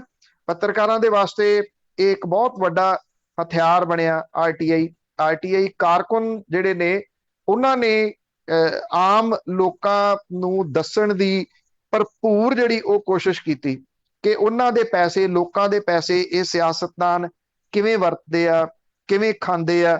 ਇਹ ਸਾਰੀਆਂ ਗੱਲਾਂ ਜਿਹੜੀਆਂ RTI ਨੇ ਹੀ ਦੱਸੀਆਂ। ਹੌਲੀ ਹੌਲੀ ਕਰਕੇ ਸੈਂਟਰ ਦੀ ਸਰਕਾਰ ਇੱਕ ਇੱਕ ਕਰਕੇ ਜਿਹੜੀ ਉਹ ਝਾੜਦੀ ਰਹੀ, ਤੇ ਪੰਜਾਬ ਸਰਕਾਰ ਨੇ ਘੋੜਾ ਹੀ ਜਿਹੜਾ ਜੀ ਉਹ ਫੜ ਲਿਆ ਵੀ RTI ਕਾਨੂੰਨ ਹੀ ਖਤਮ ਕਰੋ ਜੀ। ਅਜੈਬ ਸਿੰਘ। ਹਾਂਜੀ ਸਤਿ ਸ਼੍ਰੀ ਅਕਾਲ ਜੀ। ਸਤਿ ਸ਼੍ਰੀ ਅਕਾਲ। ਹਾਂਜੀ ਪੰਨੂ ਸਾਹਿਬ, ਬਹੁਤ ਜਾਣਕਾਰੀ ਮਿਲਦੀ ਤੁਹਾਡੇ ਕੋਲ। ਪੰਨੂ ਸਾਹਿਬ, ਮੇਰਾ ਸਵਾਲ ਇਹ ਆ ਵੀ ਅਸੀਂ ਜਿੱਦਾਂ ਚੈਨਲਾਂ ਤੋਂ ਸੁਣਿਆ ਵੀ ਜਿੱਦਾਂ ਇਮਰਾਨ ਖਾਨ ਆ, ਜਿੱਦਾਂ ਉਹਨੇ ਕਿਹਾ ਵੀ ਤੁਹਾਨੂੰ ਆਜ਼ਾਦੀ ਦੀ ਅਸੀਂ ਵਧਾਈ ਦਿੰਦੇ ਆ, ਉਹਨੇ ਇਹ ਵੀ ਕਿਹਾ ਵੀ ਮੈਂ ਤੁਹਾਡੀ ਮੁਲਾਕਾਤ ਤਾਲਿਬਾਨੀਆਂ ਦੀ ਵੀ ਅਮਰੀਕਾ ਨਾਲ ਮੈਂ ਕਰਵਾਈ ਹੈ, ਇਹ ਵੀ ਉਹਨੇ ਕਿਹਾ। ਬਾਕੀ ਇਹ ਆ ਵੀ ਜਦੋਂ ਉੱਥੇ ਅਮਰੀਕਾ ਗਿਆ ਆ, ਉਦੋਂ ਹਜ਼ਾਰਾਂ ਦੇ ਵਿੱਚ ਥੋੜ੍ਹੇ ਹਜ਼ਾਰ ਸੀਗੇ ਉਹ ਤਾਲਿਬਾਨ ਵਾਲੇ, ਹੁਣ ਕਹਿ ਰਹੇ ਆ ਕਿ 80-85 ਹਜ਼ਾਰ ਸੀਗੇ, ਜਦੋਂ ਕਿ 3 ਲੱਖ ਉਹਨਾਂ ਦੀ ਫੌਜ ਸੀ। ਤੇ ਅਜੇ ਤੁਸੀਂ ਵੇਖੋ ਕਿ ਅਮਰੀਕਾ ਦੇ ਫੌਜੀ ਵੀ 6000 ਗਏ, ਪਹਿਲਾਂ 3000 ਗਏ, ਤੇ ਉਹਨਾਂ ਨੇ ਮੋਟਰਸਾਈਕਲਾਂ ਤੇ, ਪੈਦਲ ਟਾਂਗਿਆਂ ਤੇ ਤੁਰ ਕੇ ਹੀ ਏਦਾਂ ਉਹਨਾਂ ਨੇ ਕਬਜ਼ਾ ਕਰ ਲਿਆ ਜੀ ਇਹਦੇ ਉੱਤੇ, ਕੰਧਾਰ ਤੇ, ਕਾਬਲ ਤੇ। ਤੇ ਉਹਨਾਂ ਨੂੰ ਕਿਸੇ ਨੇ ਮਤਲਬ ਰੋਕਿਆ ਨਹੀਂ ਜੀ, ਅਮਰੀਕਾ ਵਾਲਿਆਂ ਵੀ ਨਹੀਂ ਰੋਕਿਆ, ਤੇ ਇਹਨਾਂ ਨੇ ਜਿਹੜੀ ਉਹਨਾਂ ਦੀ ਆਰਮੀ ਜਿਹੜੀ 3 ਲੱਖ, ਉਹਨਾਂ ਵੀ ਨਹੀਂ ਰੋਕਿਆ। ਜਿੱਦਾਂ ਇਹ ਤੁਸੀਂ ਕੀ ਇਹਦੇ ਤੋਂ ਤੁਹਾਡੀ ਕੀ ਰਾਏ ਇਹਦੇ ਬਾਰੇ ਜੀ? ਇਹ ਕੋਈ ਮਿਲੀ ਭੁਗਤ ਨਹੀਂ ਹੋ ਸਕਦੀ ਇਹਨਾਂ ਦੀ? Thank you. ਨਹੀਂ, ਦੇਖੋ, ਮਿਲੀ ਭੁਗਤ, ਤੁਹਾਡਾ ਸਵਾਲ ਜਿਹੜਾ ਉਹ ਜਾਇਜ਼ ਆ ਕਿ ਉਹ ਕਿੱਥੇ ਗਈ ਆਰਮੀ ਜਿਹਨੂੰ ਟ੍ਰੇਨਿੰਗ ਦਿੱਤੀ ਸੀਗੀ। ਤੇ ਦੂਜਾ ਜਿਹੜਾ ਸਵਾਲ ਵੱਡਾ ਇਹ ਆ ਕਿ ਜਦੋਂ ਅਮਰੀਕਨ ਮਿਲਟਰੀ, ਇੱਕ ਟਾਈਮ ਤਾਂ 1 ਲੱਖ ਤੱਕ ਜਿਹੜਾ ਜੀ ਉਹ ਫੌਜੀ ਸੀਗਾ ਉੱਥੇ ਅਫਗਾਨਿਸਤਾਨ ਦੇ ਵਿੱਚ, ਉਹ ਤਾਲਿਬਾਨੀ ਉਸ ਟਾਈਮ ਕਿੱਥੇ ਗਏ ਸੀਗੇ? ਉਹ ਕਿੱਥੋਂ ਇੱਕਦਮ ਜਿਹੜਾ ਜੀ ਏਡੀ ਵੱਡੀ ਗਿਣਤੀ ਦੇ ਵਿੱਚ ਨਿਕਲ ਕੇ ਆ ਗਏ? ਜਿੱਥੋਂ ਤੱਕ ਇਮਰਾਨ ਖਾਨ ਹੋਰਾਂ ਦੀ ਗੱਲ ਹੈ, ਇਮਰਾਨ ਖਾਨ ਹੋਰੀ ਸ਼ਾਇਦ ਜਿਹੜਾ ਜੀ ਉਹ ਸਮਝਦੇ ਆ ਕਿ ਪਾਕਿਸਤਾਨ ਇਹਦੇ ਨਾਲ ਸਟਰੋਂਗ ਹੋਊਗਾ। ਉਹਨਾਂ ਨੂੰ ਇਹ ਲੱਗਦਾ ਕਿਉਂਕਿ ਉਹ ਜਿਹੜੇ ਪਾਕਿਸਤਾਨੀ ਲੜਾਕੇ ਨੇ, ਉਹਨਾਂ ਨੇ ਤਾਲਿਬਾਨਾਂ ਦੀ ਸਪੋਰਟ ਕੀਤੀ ਹੈ। ਪਰ ਵੱਡਾ ਸਵਾਲ ਤੁਹਾਡੇ ਵਾਲਾ ਜਿਹੜਾ ਇਹ ਆ ਕਿ ਕਿਤੇ ਕੁਝ ਗੋਲੀ ਹੋਈ ਨਾ ਚੱਲਣੀ। ਅਮਰੀਕਨ ਪ੍ਰੈਜ਼ੀਡੈਂਟ ਇਹ ਐਲਾਨ ਕਰਦੇ ਆ 4 ਦਿਨ ਪਹਿਲਾਂ ਕਿ 3 ਮਹੀਨਿਆਂ ਤੱਕ ਜਿਹੜਾ ਤਾਲਿਬਾਨੀ ਨੇ ਉਹ ਕਾਬੁਲ ਦੇ ਉੱਤੇ ਕਾਬਜ਼ ਹੋ ਜਾਣਗੇ। 3 ਮਹੀਨੇ ਛੱਡੋ, 3 ਦਿਨ ਵੀ ਨਹੀਂ ਲੱਗੇ ਉਦੋਂ। ਕੀ ਅਮਰੀਕਨ ਪ੍ਰੈਜ਼ੀਡੈਂਟ ਦੇ ਕੋਲੇ ਏਦਾਂ ਦੀ ਜਾਣਕਾਰੀ ਵੀ ਨਹੀਂ ਸੀਗੀ ਵੀ ਉਹ ਤਾਂ, ਉਹਨਾਂ ਕੋਲੇ ਤਾਂ ਹਥਿਆਰ ਨਾਂ ਦੀ ਕੋਈ ਚੀਜ਼ ਹੀ ਨਹੀਂ, ਜਾਂ ਇਹ ਸਮਝੌਤਾ ਸੀਗਾ? ਕੀ ਅਮਰੀਕਾ ਨੇ ਸੋਚਿਆ ਸੀਗਾ ਕਿ ਇਸ ਤਰੀਕੇ ਦੇ ਨਾਲ ਤਾਲਿਬਾਨੀ 3 ਜਾਂ 4 ਦਿਨਾਂ ਦੇ ਵਿੱਚ ਲਗਭਗ ਸਾਰੇ ਅਫਗਾਨਿਸਤਾਨ ਦੇ ਉੱਤੇ ਕਬਜ਼ਾ ਕਰ ਲੈਣਗੇ, ਜਾਂ ਉਹ ਕੱਢ ਹੀ ਦਿੱਤੇ ਗਏ? ਜਾਂ ਜਿਹੜੀ ਹੁਣ ਆ ਰਹੀ ਆ ਕਿ ਜਿਹੜੇ ਉੱਥੋਂ ਦੇ ਰਾਸ਼ਟਰਪਤੀ ਨੇ ਉਹ ਲੱਖਾਂ ਰੁਪਈਆ ਜਿਹੜਾ ਜੀ ਉਹ ਇਕੱਠਾ ਕਰਕੇ ਲੈ ਗਏ, ਔਰ ਕਹਿੰਦੇ 50 ਲੱਖ ਰੁਪਈਆ ਜਿਹੜਾ ਸੀਗਾ ਉਹ ਤਾਂ ਲੱਦਣ ਨੂੰ ਥਾਂ ਹੈ ਨਹੀਂ ਸੀਗੀ, ਇਸ ਕਰਕੇ 에ਅਰਪੋਰਟ ਤੇ ਪਿਆ ਰਹਿ ਗਿਆ। ਬਾਕੀ ਉਹ ਸਾਰਾ ਲੈ ਕੇ ਇਕੱਠਾ ਕਰਕੇ ਨਿਕਲ ਗਏ। ਉਹ ਕਿੱਥੇ ਗਏ? ਉਹ ਕਿੱਥੇ ਪਹੁੰਚਣਗੇ? ਅਮਰੀਕਾ ਪਹੁੰਚਣਗੇ? ਕਿਸੇ ਹੋਰ ਜਗ੍ਹਾ ਦੇ ਉੱਤੇ ਜਿਹੜਾ ਜਾਣਗੇ? ਮੈਂ ਤਾਂ ਕਿਹਾ ਕਿ ਆਉਂਦੇ ਦਿਨਾਂ ਦੇ ਦੌਰਾਨ ਬਹੁਤ ਕੁਝ ਜਿਹੜਾ ਜੀ ਉਹ ਨਵਾਂ ਸਾਹਮਣੇ ਆਊਗਾ। ਇਮਰਾਨ ਖਾਨ ਹੋਰਾਂ ਨੇ ਸਵਾਗਤ ਕੀਤਾ ਉਹਦਾ, ਉਹ ਸਵਾਗਤ ਇਸ ਕਰਕੇ ਕਰ ਰਹੇ ਆ ਕਿ ਇਹ ਸਵਾਗਤ ਤਾਂ ਚਾਈਨਾ ਨੇ ਵੀ ਕੀਤਾ, ਇਹ ਸਵਾਗਤ ਰਸ਼ੀਆ ਨੇ ਵੀ ਕੀਤਾ। ਪਾਕਿਸਤਾਨ ਸਮਝਦਾ ਹੈ, ਕਿਉਂਕਿ ਪਾਕਿਸਤਾਨ ਦੀ ਬੈਕਅਪ ਦੇ ਉੱਤੇ ਇਸ ਵੇਲੇ ਚਾਈਨਾ ਨੂੰ ਇਹ ਦਿਸਦਾ, ਉਹਨੂੰ ਸੜਕ ਦਿਸਦੀ ਹੈ ਚਾਈਨਾ ਨੂੰ, ਕਿਉਂਕਿ ਚਾਈਨੀਜ਼ ਜਿਹੜਾ ਉੱਥੋਂ ਦਾ ਸਟਾਈਲ ਆ ਜੀ, ਉਹ ਅਰਜਨ ਦੀ ਜਿਹੜੀ ਉਹ ਮੱਛੀ ਦੀ ਅੱਖ ਹੈ, ਉਹ ਹੈ ਕਿ ਮੈਨੂੰ ਬਿਜ਼ਨਸ ਕਿੱਥੋਂ ਮਿਲਦਾ। ਉਹਨੂੰ ਜਿਹੜੀ ਉਹ ਸੜਕ ਹੈ, ਉਹਦੇ ਵਾਸਤੇ ਤਾਂ ਸਭ ਤੋਂ ਵੱਡੀ ਸਮੱਸਿਆ ਇਹੀ ਸੀ ਨਾ ਕਿ ਅਮਰੀਕਨ ਆਰਮੀ ਜਿਹੜੀ ਆ ਉਹ ਬੈਠੀ ਆ ਅਫਗਾਨਿਸਤਾਨ ਦੇ ਵਿੱਚ, ਮੈਂ ਉੱਥੋਂ ਦੀ ਕਿਵੇਂ ਕੱਢਾਂ। ਭਾਰਤ ਵਾਲਿਆਂ ਨੂੰ ਤਾਂ ਡਰਾ ਲਿਆ ਉਹਨੇ, ਡਰਾ ਕੇ 10-10 ਕਿਲੋਮੀਟਰ ਤੱਕ ਇੱਧਰ ਆ ਕੇ ਸੜਕ ਬਣਾ ਵੀ ਲਈ, ਸਾਰੇ ਜਗ੍ਹਾ ਦੇ ਉੱਤੇ ਨੇ। ਹੁਣ ਉਹਨੇ ਜਿਹੜੀ ਸੜਕ ਆ ਉੱਥੋਂ ਬਣਾਉਣੀ ਆ। ਪਾਕਿਸਤਾਨ ਇਹ ਸਮਝਦਾ ਹੈ ਕਿ ਚਾਈਨਾ ਮੇਰੀ ਪਿੱਠ ਦੇ ਉੱਤੇ ਆ। ਪਾਕਿਸਤਾਨ ਇੱਕ ਗੱਲ ਜਿਹੜੀ ਉਹ ਭੁੱਲ ਕਰਦਾ ਕਿ ਚਾਈਨਾ ਕਿਸੇ ਦੀ ਪਿੱਠ ਦੇ ਉੱਤੇ ਨਹੀਂ, ਚਾਈਨਾ ਨੂੰ ਜਿਹੜਾ ਉਹ ਬਿਜ਼ਨਸ ਚਾਹੀਦਾ, ਔਰ ਉਹ ਬਿਜ਼ਨਸ ਦੇ ਵਾਸਤੇ ਕੁਝ ਵੀ ਜਿਹੜਾ ਉਹ ਕਰ ਸਕਦਾ। ਮੇਰੀ ਚਾਚੇ, ਜੇ ਕਿਸੇ ਨੂੰ ਇਹ ਲੱਗਦਾ ਹੋਵੇ ਕਿ ਇੱਥੇ ਸਾਰਾ ਕੁਝ ਆਰਾਮ ਦੇ ਨਾਲ ਸੈਟਲ ਹੋ ਜਾਣਾ, ਕੋਈ ਵੀ ਚੀਜ਼ ਜਿਹੜੀ ਆ ਜੀ ਉਹ ਗਲਤ ਫਲਤ ਨਹੀਂ ਰਹਿਣੀ, ਕੁਝ ਨਹੀਂ ਹੋਣਾ, ਇਹ ਇੱਕ ਮਹਿਜ਼ ਵਹਿਮ ਹੋ ਸਕਦਾ ਆ। ਕਿਉਂਕਿ ਤਾਲਿਬਾਨ ਜਦੋਂ ਉੱਭਰੇ ਸੀਗੇ, ਜਿਹੜੇ ਤਰੀਕੇ ਦੇ ਨਾਲ ਉੱਭਰੇ ਸੀਗੇ 9/11 ਤੋਂ ਜਿਹੜਾ ਜੀ ਉਹ ਪਹਿਲਾਂ ਜਿੰਨੇ ਸਟਰੋਂਗ ਹੋਏ ਸੀ, ਕਿ ਅਮਰੀਕਾ ਜਾਂ ਵਿਸ਼ਵ ਦੀਆਂ ਦੂਸਰੀਆਂ ਤਾਕਤਾਂ ਜਿਨ੍ਹਾਂ ਦੇ ਵਿੱਚ ਚਾਈਨਾ ਵੀ ਸ਼ਾਮਲ ਹੈ, ਜਿਹਦੇ ਵਿੱਚ ਰਸ਼ੀਆ ਵੀ ਸ਼ਾਮਲ ਹੈ, ਕਿ ਉਹ ਤਾਲਿਬਾਨ ਨੂੰ ਇੰਨਾ ਮੁੜ ਕੇ ਸਟਰੋਂਗ ਹੋਣ ਦੇਊਗਾ। ਇੱਕ ਵਾਰੀ ਤਾਂ ਉਹਨਾਂ ਨੂੰ ਇਹ ਦਿਖਾਉਣ ਦੇ ਯਤਨ ਕੀਤੇ ਜਾ ਰਹੇ ਆ ਨਾ ਕਿ ਤਾਲਿਬਾਨ ਬਹੁਤ ਸਟਰੋਂਗ ਹੋ ਗਏ। ਮੈਨੂੰ ਨਹੀਂ ਲੱਗਦਾ ਕਿ ਵਿਸ਼ਵ ਦੀਆਂ ਇਹ ਤਾਕਤਾਂ ਤਾਲਿਬਾਨ ਨੂੰ ਇੰਨਾ ਮੁੜ ਕੇ ਸਟਰੋਂਗ ਹੋਣ ਦੇਣਗੀਆਂ। ਜੇ ਤਾਲਿਬਾਨ ਸਟਰੋਂਗ ਹੁੰਦਾ, ਮੰਨ ਲਓ ਉਹ ਹੁਣ ਇਹ ਵੇਖਣਾ ਇਹ ਹੋਊਗਾ ਕਿ ਉਹ ਅਫਗਾਨਿਸਤਾਨ ਦੇ ਵਿੱਚ ਜਿਹੜੇ ਲੋਕ ਨੇ ਉਹਨਾਂ ਨੂੰ ਡਰਾਉਂਦਾ, ਮਾਰਦਾ, ਕੁੱਟਦਾ, ਜਾਂ ਫਿਰ ਉਹਨਾਂ ਦੀ ਸੁਰੱਖਿਆ ਕਰਦਾ, ਭਾਵ ਕਿ ਉਹ ਦੂਜੇ ਪੁਆਇੰਟ ਆਫ ਵਿਊ ਦੇ ਨਾਲ ਸੋਚਦਾ। ਜਿੱਦਾਂ ਉਹ ਪਹਿਲਾਂ ਸੋਚਦਾ ਸੀ ਉਦਾਂ ਨਹੀਂ ਸੋਚੂਗਾ, ਉਹ ਰਾਜ ਕਰਨ ਵਾਲੇ ਪਾਸੇ ਆਊਗਾ। ਉਹਨਾਂ ਦੇ ਬਿਆਨ ਤਾਂ ਲੱਗ ਰਹੇ ਆ ਕਿ ਅਸੀਂ ਆਪਣੇ ਲੋਕਾਂ ਦਾ ਧਿਆਨ ਰੱਖਾਂਗੇ, ਅਸੀਂ ਘੱਟ ਗਿਣਤੀਆਂ ਦੇ ਉੱਤੇ ਜ਼ੁਲਮ ਨਹੀਂ ਹੋਣ ਦੇਵਾਂਗੇ। ਅਫਗਾਨਿਸਤਾਨ ਜਾਂ ਉੱਥੋਂ ਦੇ ਲੋਕਾਂ ਦੀ ਇੱਕ ਜਿਹੜੀ ਆ ਉਹ ਇਹ ਰਹੀ ਆ ਕਿ ਉਹ ਸਿਰਫ ਲੜਾਈ ਭਾਲਦੇ ਆ। ਜੇ ਲੜਾਈ ਬਾਹਰ ਨਹੀਂ ਹੋਊਗੀ ਤਾਂ ਕੀ ਉਹ ਅੰਦਰ ਕਰਨਗੇ? ਜੇ ਉਹ ਉੱਥੇ ਪ੍ਰੋਪਰ ਤਰੀਕੇ ਦੇ ਨਾਲ ਕਾਬਜ ਹੋ ਜਾਂਦੇ ਆ, ਸਰਕਾਰ ਚਲਾਉਣੀ ਸ਼ੁਰੂ ਕਰ ਦਿੰਦੇ ਆ, ਤੇ ਕੀ ਤਾਲਿਬਾਨ ਸੀਮਤ ਹੋ ਕੇ ਰਹਿ ਜਾਣਗੇ ਅਫਗਾਨਿਸਤਾਨ ਤੱਕ? ਇਹ ਸਭ ਤੋਂ ਵੱਡਾ ਸਵਾਲ ਹੈ। ਜੇ ਉਹ ਸੀਮਤ ਨਹੀਂ ਹੁੰਦੇ, ਅੱਗੇ ਵਧਦੇ ਆ, ਤੇ ਅੱਗੇ ਵਧਣ ਦੇ ਵਾਸਤੇ ਉਹਨਾਂ ਦੇ ਕੋਲੇ ਫਿਰ ਜਿਹੜੀ ਥਾਂ ਹੋਊਗੀ ਉਹ ਹੋਊਗੀ ਪਾਕਿਸਤਾਨ। ਤੇ ਜੇ ਆਉਂਦੇ ਸਮੇਂ ਦੇ ਦੌਰਾਨ, ਕਿਉਂਕਿ ਇਹਦੇ ਨਾਲ ਸਾਰਿਆਂ ਨਾਲ ਜੇ ਲੱਗੀ ਹੋਈ ਆ, ਜੇ ਉਹ ਪਾਕਿਸਤਾਨ ਵਾਲੇ ਪਾਸੇ ਨੂੰ ਵਧਦੇ ਆ, ਤੇ ਕਿਉਂਕਿ ਪਾਕਿਸਤਾਨ ਦੇ ਹਾਲਾਤ ਆਪਾਂ ਸਾਰੇ ਜਾਣਦੇ ਆ ਕਿਹੋ ਜਿਹੇ ਅੰਦਰੂਨੀ ਤੌਰ ਦੇ ਉੱਤੇ, ਫਾਈਨੈਂਸ਼ੀਅਲੀ ਬੜੇ ਬੁਰੇ ਹਾਲਾਤਾਂ ਦੇ ਵਿੱਚੋਂ ਪਾਕਿਸਤਾਨ ਲੰਘ ਰਿਹਾ। ਉਹ ਵੀ ਚਾਹੁੰਦਾ ਕਿ ਕਿਸੇ ਨਾ ਕਿਸੇ ਤਰੀਕੇ ਨਾਲ ਉਹਦਾ ਅਰਥਚਾਰਾ ਜਿਹੜਾ ਜੀ ਉਹ ਤੁਰੇ। ਹੁਣ ਅਰਥਚਾਰਾ ਕਿਵੇਂ ਤੁਰੂ? ਚਾਈਨਾ ਜਿਹੜਾ ਉਹ ਇੱਥੋਂ ਲੰਘੂਗਾ, ਆਪਣਾ ਬਿਜ਼ਨਸ ਜਿਹੜਾ ਉਹ ਕਰੂਗਾ, ਤੇ ਉਹਦੇ ਨਾਲ ਉਹਨਾਂ ਦੀ ਇਕਨੋਮੀ ਕੁਝ ਜਿਹੜੀ ਉਹ ਚੱਲੂਗੀ। ਸਵਾਲ ਫੇਰ ਉਹੀ ਆ ਜਾਂਦਾ ਕਿ ਇਕਨੋਮੀ ਚਲਾਉਣ ਦੇ ਵਾਸਤੇ ਉਹ ਕੁਝ ਕਰੂਗਾ, ਜਾਂ ਫਿਰ ਜਿਹੜੀਆਂ ਉਹ ਤਿਗੜਮਬਾਜ਼ੀਆਂ ਨੇ ਉਹਦੇ ਵਾਸਤੇ ਉਹ ਕਰੂਗਾ। ਇਹ ਪੂਰਾ ਖਿੱਤਾ ਜਿਹੜਾ ਹੈ ਨਾ ਜੀ, ਏਸ਼ੀਅਨ ਖਿੱਤਾ, ਇਹਦੇ ਉੱਤੇ ਇਹਦਾ ਬਹੁਤ ਵੱਡਾ ਅਸਰ, ਇਹ ਜਿਹੜੀ ਹਿਲਜੁਲ ਹੋਈ ਆ ਇਹਦਾ ਹੋਣਾ। ਕਿਹੜੇ ਮੁਲਕ ਦੇ ਉੱਤੇ ਕਿਹੋ ਜਿਹਾ ਅਸਰ ਪੈਂਦਾ ਅਜੇ ਕੁਝ ਕਹਿ ਨਹੀਂ ਸਕਦੇ। ਪਊਗਾ 100% ਜਿਹੜਾ ਜੀ, ਇਹ ਹੋ ਹੀ ਨਹੀਂ ਸਕਦਾ ਕਿ ਆਪਾਂ ਜੇ ਕਹਿ ਦਈਏ ਇਹਦਾ ਕਿਸੇ ਕਿਸਮ ਦਾ ਕੋਈ ਅਸਰ ਜਿਹੜਾ ਉਹ ਨਹੀਂ ਪੈਣਾ। ਜੀ ਜੀ, ਕੁਛ ਦਿਨ ਵੇਟ ਕਰੂਗੀ। ਜਸਵੰਤ ਸਿੰਘ ਜੌਹਰ ਬਿਆਨਾ ਤੋਂ। ਸਤਿ ਸ਼੍ਰੀ ਅਕਾਲ। ਹਾਂਜੀ ਭੈਣ ਜੀ, ਸਤਿ ਸ੍ਰੀ ਅਕਾਲ। ਭਾਜੀ ਪੰਨੂ ਨੂੰ ਸਤਿ ਸ੍ਰੀ ਅਕਾਲ ਜੀ। ਸਤਿ ਸ਼੍ਰੀ ਅਕਾਲ ਜੀ। ਸਤਿ ਸ਼੍ਰੀ ਅਕਾਲ। ਹਾਂਜੀ, ਸਤਿ ਸ੍ਰੀ ਅਕਾਲ ਭਾਜੀ ਪੰਨੂ ਜੀ। ਮੇਰਾ ਸਵਾਲ ਹੈ ਜੀ, ਜਿਸ ਤਰ੍ਹਾਂ ਆਪਾਂ ਤੁਸੀਂ ਗੱਲ ਕਰ ਰਹੇ ਆ ਨਾ ਜੀ, ਇਹਦਾ ਸੀਲੋ ਬਣਾਤੇ ਪੰਜਾਬ ਦੇ ਵਿੱਚ, ਹਨਾ, ਜਿੱਦਾਂ ਹੁਣ ਸੈਂਟਰ ਸਰਕਾਰ ਪਿੱਛੇ ਭੱਜ ਰਹੀ ਆ ਵੀ ਮੈਂ ਖਰੀਦ ਨਹੀਂ ਕਰ ਸਕਦੀ, 17 ਲੱਖ ਕਰੋੜ ਦਾ ਬਜਟ ਆ, ਬਹੁਤ ਤਗੜਾ ਬਜਟ ਆ, ਮੈਂ ਨਹੀਂ MSP ਦੇ ਸਕਦੀ, ਮੈਂ ਨਹੀਂ ਖਰੀਦਦਾਰੀ ਕਰ ਸਕਦੀ ਨਾ। ਜੇ ਹਰਿਆਣਾ, ਪੰਜਾਬ, ਅੱਧੀ ਯੂਪੀ 2-4 ਸਾਲ ਲਈ ਹੱਥ ਪਿੱਛੇ ਖਿੱਚ ਜਾਵੇ ਜੀ, ਕਿਉਂ ਬੈ ਖਿੱਚਣਾ ਬਹੁਤ ਔਖਾ, ਕਿ ਹਰੇਕ ਮੈਂ ਵੀ ਕੰਮ ਕਰਦਾ ਯੂਰਪ 'ਚ, ਮੈਂ ਵੀ ਆਪਣੀ ਲੋੜ ਲਈ ਕੰਮ ਕਰਦਾ ਨਾ। ਕੀ ਸਰਕਾਰ 2-4 ਸਾਲ ਕੱਢ ਸਕਦੀ ਹੈ ਬਿਨਾਂ ਅਨਾਜ ਤੋਂ, ਜਿੰਨਾ ਅਨਾਜ ਹਰਿਆਣੇ, ਪੰਜਾਬ, ਯੂਪੀ ਹੁੰਦਾ ਆ, ਵੀ ਇਹ ਤੋਂ ਬਿਨਾਂ ਇਹਨਾਂ ਦਾ ਸਮਝਦਾ ਅਰਥਚਾਰਾ ਜੀ? ਕਿਉਂਕਿ ਰੇਟ ਸੇਮ ਹੈ। ਦੇਖੋ ਜੀ, ਜੇ 20 ਸੈਂਟ ਨੂੰ ਕਿਲੋ ਕਣਕ ਯੂਰਪ ਦੇ ਵਿੱਚ ਆ, ਤੇ ਉਹ 1700-1800 ਰੁਪਏ ਕੁਆਂਟਲ ਜਾਂ 20 ਰੁਪਏ ਕਿਲੋ ਆਪਣੇ ਇੰਡੀਆ ਵਿੱਚ ਹੈ ਨਾ ਜੀ ਕਣਕ, ਰੇਟ ਸੇਮ ਹੈ ਇਹਨਾਂ ਦਾ ਜੀ। ਪਰ ਜੇ ਅਨਾਜ ਇੰਡੀਆ ਵਿੱਚ ਨਾ ਹੋਊਗਾ, ਜੇ ਆਪਾਂ ਲਾ ਲਓ ਸਾਹਿਬ ਤੁਸੀਂ ਵੀ 20 ਸੈਂਟ ਨੂੰ ਕਿਲੋ ਲਾ ਲਓ ਕਣਕ, ਆਪਾਂ ਯੂਰਪ ਦੀ ਗੱਲ ਕਰਦੇ ਆ ਜੀ, ਉਹ 20 ਸੈਂਟ ਕਿਲੋ ਇੱਥੇ ਮੰਡੀ ਵਿਕਦੀ ਆ ਨਾ ਜੀ, ਤੇ ਉਹਦੀ ਗੱਲ ਢਵਾਈ ਜਾਂ ਇਹ ਆਸਟ੍ਰੇਲੀਆ ਤੋਂ ਜਾਂ ਹੋਰ ਪਾਸੇ ਮੰਗਾਉਣੀ ਚਾਹੁੰਦੇ ਆ, ਕੀ ਇਹ ਖਰਚਾ ਚੱਕ ਸਕਣਗੇ? ਇਹ ਸਵਾਲ ਹੈ ਭੈਣ ਜੀ। ਦੇਖੋ, ਸਵਾਲ ਤੁਹਾਡਾ ਬਹੁਤ ਸਹੀ ਜਿਹੜਾ ਦੀ ਹੋਇਆ, ਪਰ ਮੈਂ ਇਹਨੂੰ ਦੂਸਰੇ ਦੇ ਐਂਗਲ ਦੇ ਨਾਲ ਲਵਾਂ ਵੀ ਕੀ 2 ਸਾਲ ਕਿਸਾਨ ਕੱਢ ਸਕਦਾ? ਇਹ ਬੜਾ ਵੱਡਾ ਸਵਾਲ ਹੈ, ਕਿਉਂਕਿ ਜਿਹੜੀਆਂ ਲਿਮਿਟਾਂ ਨੇ ਜਿਹੜੀਆਂ ਜ਼ਮੀਨ ਦੀਆਂ ਚੁੱਕੀਆਂ ਹੋਈਆਂ, ਉਹ ਜਿਹੜੇ ਕਰਜ਼ੇ ਨੇ, ਉਹਦਾ ਫਿਰ ਕੀ ਹੋਊਗਾ ਜੀ ਜੇ ਮੰਨ ਲਓ ਕਿਸਾਨ ਇਸ ਪਾਸੇ ਵੱਲ ਨੂੰ ਸੋਚੇ। ਹਾਂ, ਕਿਸਾਨ ਇੱਕ ਦੂਜੇ ਤਰੀਕੇ ਨਾਲ ਜਿਹੜਾ ਜੀ ਉਹ ਸੋਚ ਸਕਦਾ। ਮੱਧ ਪ੍ਰਦੇਸ਼ ਤੋਂ ਕੁਝ ਸਿੱਖਿਆ ਜਾ ਸਕਦਾ। ਮੱਧ ਪ੍ਰਦੇਸ਼ ਤੋਂ ਪਾਣੀ ਬਚਾਉਣ ਦਾ ਵੀ ਸਿੱਖਿਆ ਜਾ ਸਕਦਾ। ਉੱਥੇ ਫੁਹਾਰਾ ਸਿਸਟਮ, ਡ੍ਰਿਪ ਸਿਸਟਮ ਜਿਹੜਾ ਉਹ ਬੜਾ ਸਕਸੈਸਫੁਲ ਹੈ। ਉਹਦੇ ਉੱਤੇ ਸਬਸਿਡੀ ਤਾਂ ਇੱਥੇ ਵੀ ਮਿਲੀ ਸੀ। ਕਿਸਾਨਾਂ ਨੇ ਪਾਈਪਾਂ ਇਕੱਠੀਆਂ ਕਰਕੇ ਜਿਹੜੀਆਂ ਉਹ ਬੰਬੀਆਂ ਵਾਲੇ ਮੋਟਰਾਂ 'ਚ ਰੱਖੀਆਂ ਗਈਆਂ, ਜਿਹੜੀਆਂ ਉੱਥੇ ਪਈਆਂ ਗਲ ਗਈਆਂ ਉਸ ਜਗ੍ਹਾ ਦੇ ਉੱਤੇ, ਕਿ ਉਹਦਾ ਤਾਂ ਕੋਈ ਮਤਲਬ ਹੀ ਨਹੀਂ ਰਿਹਾ। ਉੱਥੇ ਦਾਲਾਂ ਹੋ ਗਈਆਂ, ਸਬਜ਼ੀਆਂ ਹੋ ਗਈਆਂ, ਉਸ ਪਾਸੇ ਵੱਲ ਨੂੰ ਜਿਹੜਾ ਜੀ ਉਹ ਜਾ ਰਿਹਾ। ਜਿਹੜੇ ਆਪਾਂ ਪਹਿਲਾਂ ਖਿੱਤੇ ਦੀ ਗੱਲ ਕੀਤੀ ਆ ਅਫਗਾਨਿਸਤਾਨ ਵਾਲੀ, ਉਹ ਸੜਕ ਵਾਲੀ ਜਿਹੜੀ ਜੀ, ਇਹਦੇ 'ਚ ਸਾਨੂੰ ਜੇ ਆਪਾਂ ਪੰਜਾਬ ਦੇ ਪੁਆਇੰਟ ਆਫ ਵਿਊ ਤੋਂ ਸੋਚੀਏ, ਹਰਿਆਣੇ ਦੇ ਪੁਆਇੰਟ ਆਫ ਵਿਊ ਤੋਂ ਸੋਚੀਏ, ਜੇ ਸਰਕਾਰਾਂ ਇਮਾਨਦਾਰ ਹੋ ਜਾਣ ਤਾਂ ਬਹੁਤ ਕੁਝ ਜਿਹੜਾ ਜੀ ਉਹ ਇੱਥੇ ਗੇਨ ਹੋ ਸਕਦਾ।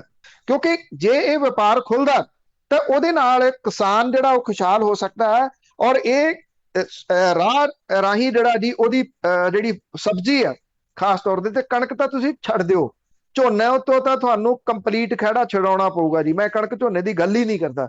ਜਿਹੜੀਆਂ ਦਾਲਾਂ ਤੇ ਸਬਜ਼ੀਆਂ ਨੇ ਉਹਦੇ ਬਹੁਤ ਚੰਗੇ ਭਾਅ ਇੱਥੋਂ ਮਿਲ ਸਕਦੇ ਆ। ਜਿਹੜੀਆਂ ਉਜ਼ਬੇਕਿਸਤਾਨ, ਕਜ਼ਾਕਿਸਤਾਨ ਜਿਹੜੇ ਮੁਲਕ ਨੇ, ਉੱਥੇ ਸਬਜ਼ੀਆਂ ਕਿੱਥੋਂ ਆਉਂਦੀਆਂ ਨੇ ਜੀ? ਉੱਥੇ ਲੈਟਿਨ ਅਮਰੀਕਾ ਤੋਂ ਜਿਹੜੀਆਂ ਸਬਜ਼ੀਆਂ ਆਉਂਦੀਆਂ ਨੇ, ਜਾਂ ਸਾਊਥ ਅਫਰੀਕਾ ਤੋਂ ਜਿਹੜੀਆਂ ਉਹ ਸਬਜ਼ੀਆਂ ਆਉਂਦੀਆਂ ਨੇ, ਉਹ ਫਲਾਈਟ ਦਾ ਸਮਾਂ ਕਿੰਨਾ, ਤੇ ਜੇ ਪੰਜਾਬ ਤੋਂ ਫਲਾਈਟ ਚੱਲਦੀ ਆ ਉਹਦਾ ਸਮਾਂ ਕਿੰਨਾ, ਅੱਧ ਦੇ ਵਿੱਚ ਰਹਿ ਜਾਂਦਾ। ਮਤਲਬ ਕਿ ਡਬਲ ਫਰੈਸ਼ ਸਬਜ਼ੀ ਜਿਹੜੀ ਉਹ ਮਿਲ ਸਕਦੀ ਆ ਇੱਥੋਂ ਜੇ ਹੋਵੇ ਤਾਂ। ਪਰ ਸਵਾਲ ਇਹ ਹੈ, ਉਦੋਂ ਪਹਿਲਾਂ ਜਿਹੜੇ ਖੇਤੀ ਕਾਨੂੰਨ ਨੇ, ਜਿਹੜੀ ਆਪਾਂ ਇੰਨੇ ਦਿਨ ਤੋਂ ਗੱਲ ਕਰਦੇ ਰਹੇ ਆ, ਉਹ ਇਹੀ ਨੇ ਕਿ ਕਿਸਾਨ ਨਹੀਂ ਖੁਸ਼ਹਾਲ ਹੋਣ ਦੇਣਾ। ਜਦੋਂ ਇਹ ਵਪਾਰ ਖੁੱਲੇ, ਇਹ ਹੋਣਾ ਹੈ, ਇਹੀ ਹੋਣਾ ਜੋ ਮੈਂ ਤੁਹਾਨੂੰ ਗੱਲਾਂ ਜਿਹੜੀਆਂ ਦੱਸੀਆਂ ਨੇ, ਸਬਜ਼ੀਆਂ ਵਾਲੀ, ਦਾਲਾਂ ਵਾਲੀ, ਉਹ ਫਲਾਈਟਾਂ ਇੱਥੋਂ ਚੱਲਣੀਆਂ ਨੇ। ਛੋਟੇ ਛੋਟੇ 에ਅਰਪੋਰਟ, ਹਲਵਾਰੇ ਵਾਲਾ ਤੁਸੀਂ ਆ ਨਵਾਂ ਦੇਖੋ, ਇੰਟਰਨੈਸ਼ਨਲ 에ਅਰਪੋਰਟ ਦੇ ਜਿਹੜੇ ਸਾਈਨ ਲੱਗ ਰਹੇ ਆ, ਇੰਟਰਨੈਸ਼ਨਲ 에ਅਰਪੋਰਟ ਤਾਂ 2 ਪਏ ਆ ਪੰਜਾਬ ਦੇ ਕੋਲੇ। ਕਿੰਨੀਆਂ ਕੁ ਫਲਾਈਟਾਂ ਉੱਥੋਂ ਚੱਲ ਰਹੀਆਂ ਨੇ, ਚਾਹੇ ਉਹ ਅੰਮ੍ਰਿਤਸਰ ਵਾਲਾ ਹੈ, ਗੁਰੂ ਰਾਮਦਾਸ ਇੰਟਰਨੈਸ਼ਨਲ 에ਅਰਪੋਰਟ, ਚਾਹੇ ਮੋਹਾਲੀ ਵਾਲਾ ਹੈ। ਹੁਣ ਤੁਹਾਨੂੰ ਇੱਕ ਹੋਰ ਇੰਟਰਨੈਸ਼ਨਲ 에ਅਰਪੋਰਟ ਦੀ ਕਿਤੇ ਲੋੜ ਹੈ ਇੱਥੇ? ਮੇਰੀ ਜਾਚੇ ਨਹੀਂ ਲੋੜ। ਬਣਾਏ ਜਾ ਰਹੇ ਨੇ, ਕਿਉਂ ਬਣਾਏ ਜਾ ਰਹੇ ਨੇ? ਡੋਮੈਸਟਿਕ ਫਲਾਈਟ ਜਿਹੜੀਆਂ ਨੇ ਉਹ ਵਧਣੀਆਂ ਨੇ, ਬਿਜ਼ਨਸ ਵਧਣਾ ਤੇ ਵਧਣਾ। ਪਰ ਉਦੋਂ ਉਹਦੇ ਵਿੱਚ ਕੀ ਪੰਜਾਬ ਤੇ ਹਰਿਆਣੇ ਦਾ ਕਿਸਾਨ ਹੋਊਗਾ? ਇਹ ਵੱਡਾ ਸਵਾਲ ਹੈ। ਮੈਂ ਤਾਂ ਕਰਕੇ ਕਹਿੰਦਾ ਕਿ ਤੁਸੀਂ ਕਹਿੰਦੇ ਹੋ ਕਿ ਜੇ 2 ਸਾਲ ਜਿਹੜਾ ਜੀ ਉਹ ਸਰਕਾਰ ਨੂੰ ਕੋਈ ਫਰਕ ਪੈ ਸਕਦਾ, ਮੈਂ ਸਮਝਦਾ 2 ਸਾਲ ਪੰਜਾਬ ਦਾ ਕਿਸਾਨ, ਹਰਿਆਣੇ ਦਾ ਕਿਸਾਨ ਕੱਟ ਸਕਦਾ। ਉਹ ਕੱਟ ਇੱਕੋ ਤਰੀਕੇ ਨਾਲ ਸਕਦਾ ਜੀ ਜੇ ਉਹ ਡਾਈਵਰਸਿਫਿਕੇਸ਼ਨ ਵੱਲ ਨੂੰ ਆਵੇ। ਉਹਨੂੰ ਆਪਣੇ ਖਰਚੇ ਘਟਾਉਣੇ ਪੈਣਗੇ, ਉਹਨੂੰ ਜਿਹੜਾ ਜੀ ਉਹ ਘੱਟ ਖਾ ਕੇ ਗੁਜ਼ਾਰਾ ਕਰਨਾ ਪਊਗਾ। ਦੂਜੇ ਵੱਲ ਵੇਖ ਕੇ ਜਿਹੜਾ ਉਹ ਆਪਣੀ ਕੱਚੀ ਨੀਂਹ ਢਾਉਣੀ ਪਊਗੀ, ਪੱਕੀ ਵੇਖ ਕੇ। ਵੱਡੀਆਂ ਗੱਡੀਆਂ ਜਿਹੜੀਆਂ ਜੀ ਉਹ ਤੋਂ ਕਰਕੇ ਲਿਮਿਟਾਂ ਦੇ ਉੱਤੇ ਲਿਮਿਟ ਲਾ ਕੇ ਕਿਸੇ ਤਰੀਕੇ ਦੇ ਨਾਲ, ਜੇ ਉਹ ਮੱਧ ਪ੍ਰਦੇਸ਼ ਤੋਂ ਕੁਝ ਟ੍ਰੇਨਿੰਗ ਜਿਹੜੀ ਜੀ ਉਹ ਲੈ ਲੇ। ਮੈਂ ਖੁਦ ਅੱਖੀ ਤੱਕੀ ਹੋਈ ਜਿਹੜੀ ਗੱਲ ਹੈ ਉੱਥੋਂ ਦੀ, ਮੈਂ ਤੁਹਾਨੂੰ ਉਹ ਦੱਸ ਰਿਹਾ ਜੀ, ਕੋਈ ਲਿਫਾਫੇਬਾਜ਼ੀ ਜਾਂ ਕਾਗਜ਼ੀ ਗੱਲ ਨਹੀਂ। ਉੱਥੇ ਡ੍ਰਿਪ ਸਿਸਟਮ, ਫੁਹਾਰਾ ਸਿਸਟਮ ਐਸਾ ਕਾਮਯਾਬ ਤਰੀਕਾ ਹੈ, ਪਾਣੀ ਦੀ ਇੰਨੀ ਸੇਵਿੰਗ ਆ, ਔਰ ਉੱਥੇ ਝੋਨੇ ਦਾ ਨਾਂ ਨਿਸ਼ਾਨ ਨਹੀਂ ਕਿਤੇ। ਜਿਹੜੀ ਜਗ੍ਹਾ ਦੇ ਉੱਤੇ ਮੇਨ ਥਾਵਾਂ ਦੇ ਉੱਤੇ ਦਿਸਦਾ, ਇੰਨੀ ਗ੍ਰੀਨਰੀ ਤੁਸੀਂ ਜੇ ਉਸ ਏਰੀਏ ਦੇ ਵਿੱਚੋਂ ਜਿਹੜਾ ਤੁਸੀਂ ਲੰਘਦੇ ਹੋ, ਤੁਹਾਨੂੰ ਅੱਜ ਤੋਂ 20 ਸਾਲ ਪੁਰਾਣਾ ਪੰਜਾਬ ਜਿਹੜਾ ਜੀ ਉਹ ਦਿਸ ਪੈਂਦਾ। ਸਾਨੂੰ ਕੀ ਹੋ ਗਿਆ? ਗਲਤੀਆਂ ਸਾਡੀਆਂ ਵੀ ਨੇ। ਅਸੀਂ ਉੱਥੇ ਜਿਹੜਾ ਉਹ ਕੇਂਦਰਿਤ ਹੋ ਕੇ ਰਹਿ ਗਏ। ਅੱਜ MSP ਦਾ ਕਾਨੂੰਨ ਕਿਸਾਨ ਮੰਗ ਰਹੇ ਆ, MSP ਨੇ ਕਿਸਾਨਾਂ ਨੂੰ ਮਾਰਿਆ। ਜਦੋਂ ਕਿਸਾਨ ਘਰੋਂ ਤੁਰਦਾ ਕੋਈ, ਤੇ ਜੇ ਉਹਦੇ ਘਰ ਦੇ ਇਹ ਕਹਿੰਦੇ ਆ ਪਿੱਛੋਂ ਆਵਾਜ਼ ਮਾਰ ਕੇ ਸਬਜ਼ੀ ਲਈ ਆ ਉਹ ਸ਼ਹਿਰੋਂ, ਇੱਕ ਸਵਾਲ ਤਾਂ ਖੜਾ ਹੁੰਦਾ ਨਾ, ਬਹੁਤ ਵੱਡਾ ਸਵਾਲ ਖੜਾ ਹੁੰਦਾ। ਕਿਸਾਨ ਜਿਹੜਾ ਉਹਨੂੰ ਕਿਵੇਂ ਜਾਗਰੂਕ ਕੀਤਾ ਜਾਵੇ ਜੀ? ਜੇ ਤੁਸੀਂ ਉਹਨੂੰ ਇਹ ਗੱਲ ਸਮਝਾਉਣ ਦੀ ਕੋਸ਼ਿਸ਼ ਕਰਦੇ ਹੋ, ਤੁਹਾਡੇ ਗੱਲ ਪੈਂਦਾ। ਉਹ ਕਹਿੰਦਾ ਤੂੰ ਬਹੁਤੀਆਂ ਅਕਲਾਂ ਨਾ ਦੇ ਮੈਨੂੰ। ਜੇ ਉਹਨੂੰ ਤੁਸੀਂ ਇਹ ਕਹਿੰਦੇ ਹੋ ਕਿ ਭਾਈ ਪਰਾਲੀ ਸਾੜ ਕੇ, ਗੁਰਮੁਖਾ ਤੇਰੇ ਵੀ ਤਾਂ ਨਿਆਣੇ ਇੱਥੇ ਹੀ ਰਹਿੰਦੇ ਨੇ, ਦਮੇ ਦੀ ਸ਼ਿਕਾਇਤ ਤਾਂ ਤੇਰੇ ਘਰਦਿਆਂ ਨੂੰ ਵੀ ਹੋ ਰਹੀ ਆ, ਪਹਿਲਾਂ ਹੋ ਰਹੀ ਆ, ਤੇਰਾ ਤਾਂ ਘਰ ਵਿਚਾਲੇ ਆ ਜਿੱਥੇ ਆਲੇ ਦੁਆਲੇ ਅੱਗ ਲਾਈ ਹੋਈ ਆ। ਤੂੰ ਕਹਿੰਦਾ ਅੱਛਾ ਮੈਂ ਐਤਕੀ ਨਾਸੀ ਧੂੰਆਂ ਕੱਢੂੰਗਾ ਸਿਆਸਤਦਾਨ ਦੇ ਅੱਗ ਲਾ ਕੇ। ਸਿਆਸਤਦਾਨ ਬੈਠਾ ਚੰਡੀਗੜ੍ਹ, ਕਿਤੇ ਜਾ ਕੇ ਦੇਖਣਾ ਚੰਡੀਗੜ੍ਹ ਜਦੋਂ 14-15 ਕਿਲੋਮੀਟਰ ਰਹਿ ਜਾਂਦਾ, ਧੂਏ ਦਾ ਨਾਂ ਨਿਸ਼ਾਨ ਨਹੀਂ ਹੁੰਦਾ। ਪਤਾ ਨਹੀਂ ਕੀ ਵਰਤਦੇ ਆ ਉੱਥੇ, ਕੋਈ ਨਾਂ ਨਿਸ਼ਾਨ ਨਹੀਂ ਹੁੰਦਾ ਉਸ ਜਗ੍ਹਾ ਦੇ ਉੱਤੇ ਧੂਏ ਦਾ। ਉਹ ਸੁਰੱਖਿਅਤ ਹੁੰਦੇ ਆ, ਉਹ ਸੁਰੱਖਿਅਤ ਨੇ। ਫਸਾਇਆ ਕਿਹਨੂੰ ਆ?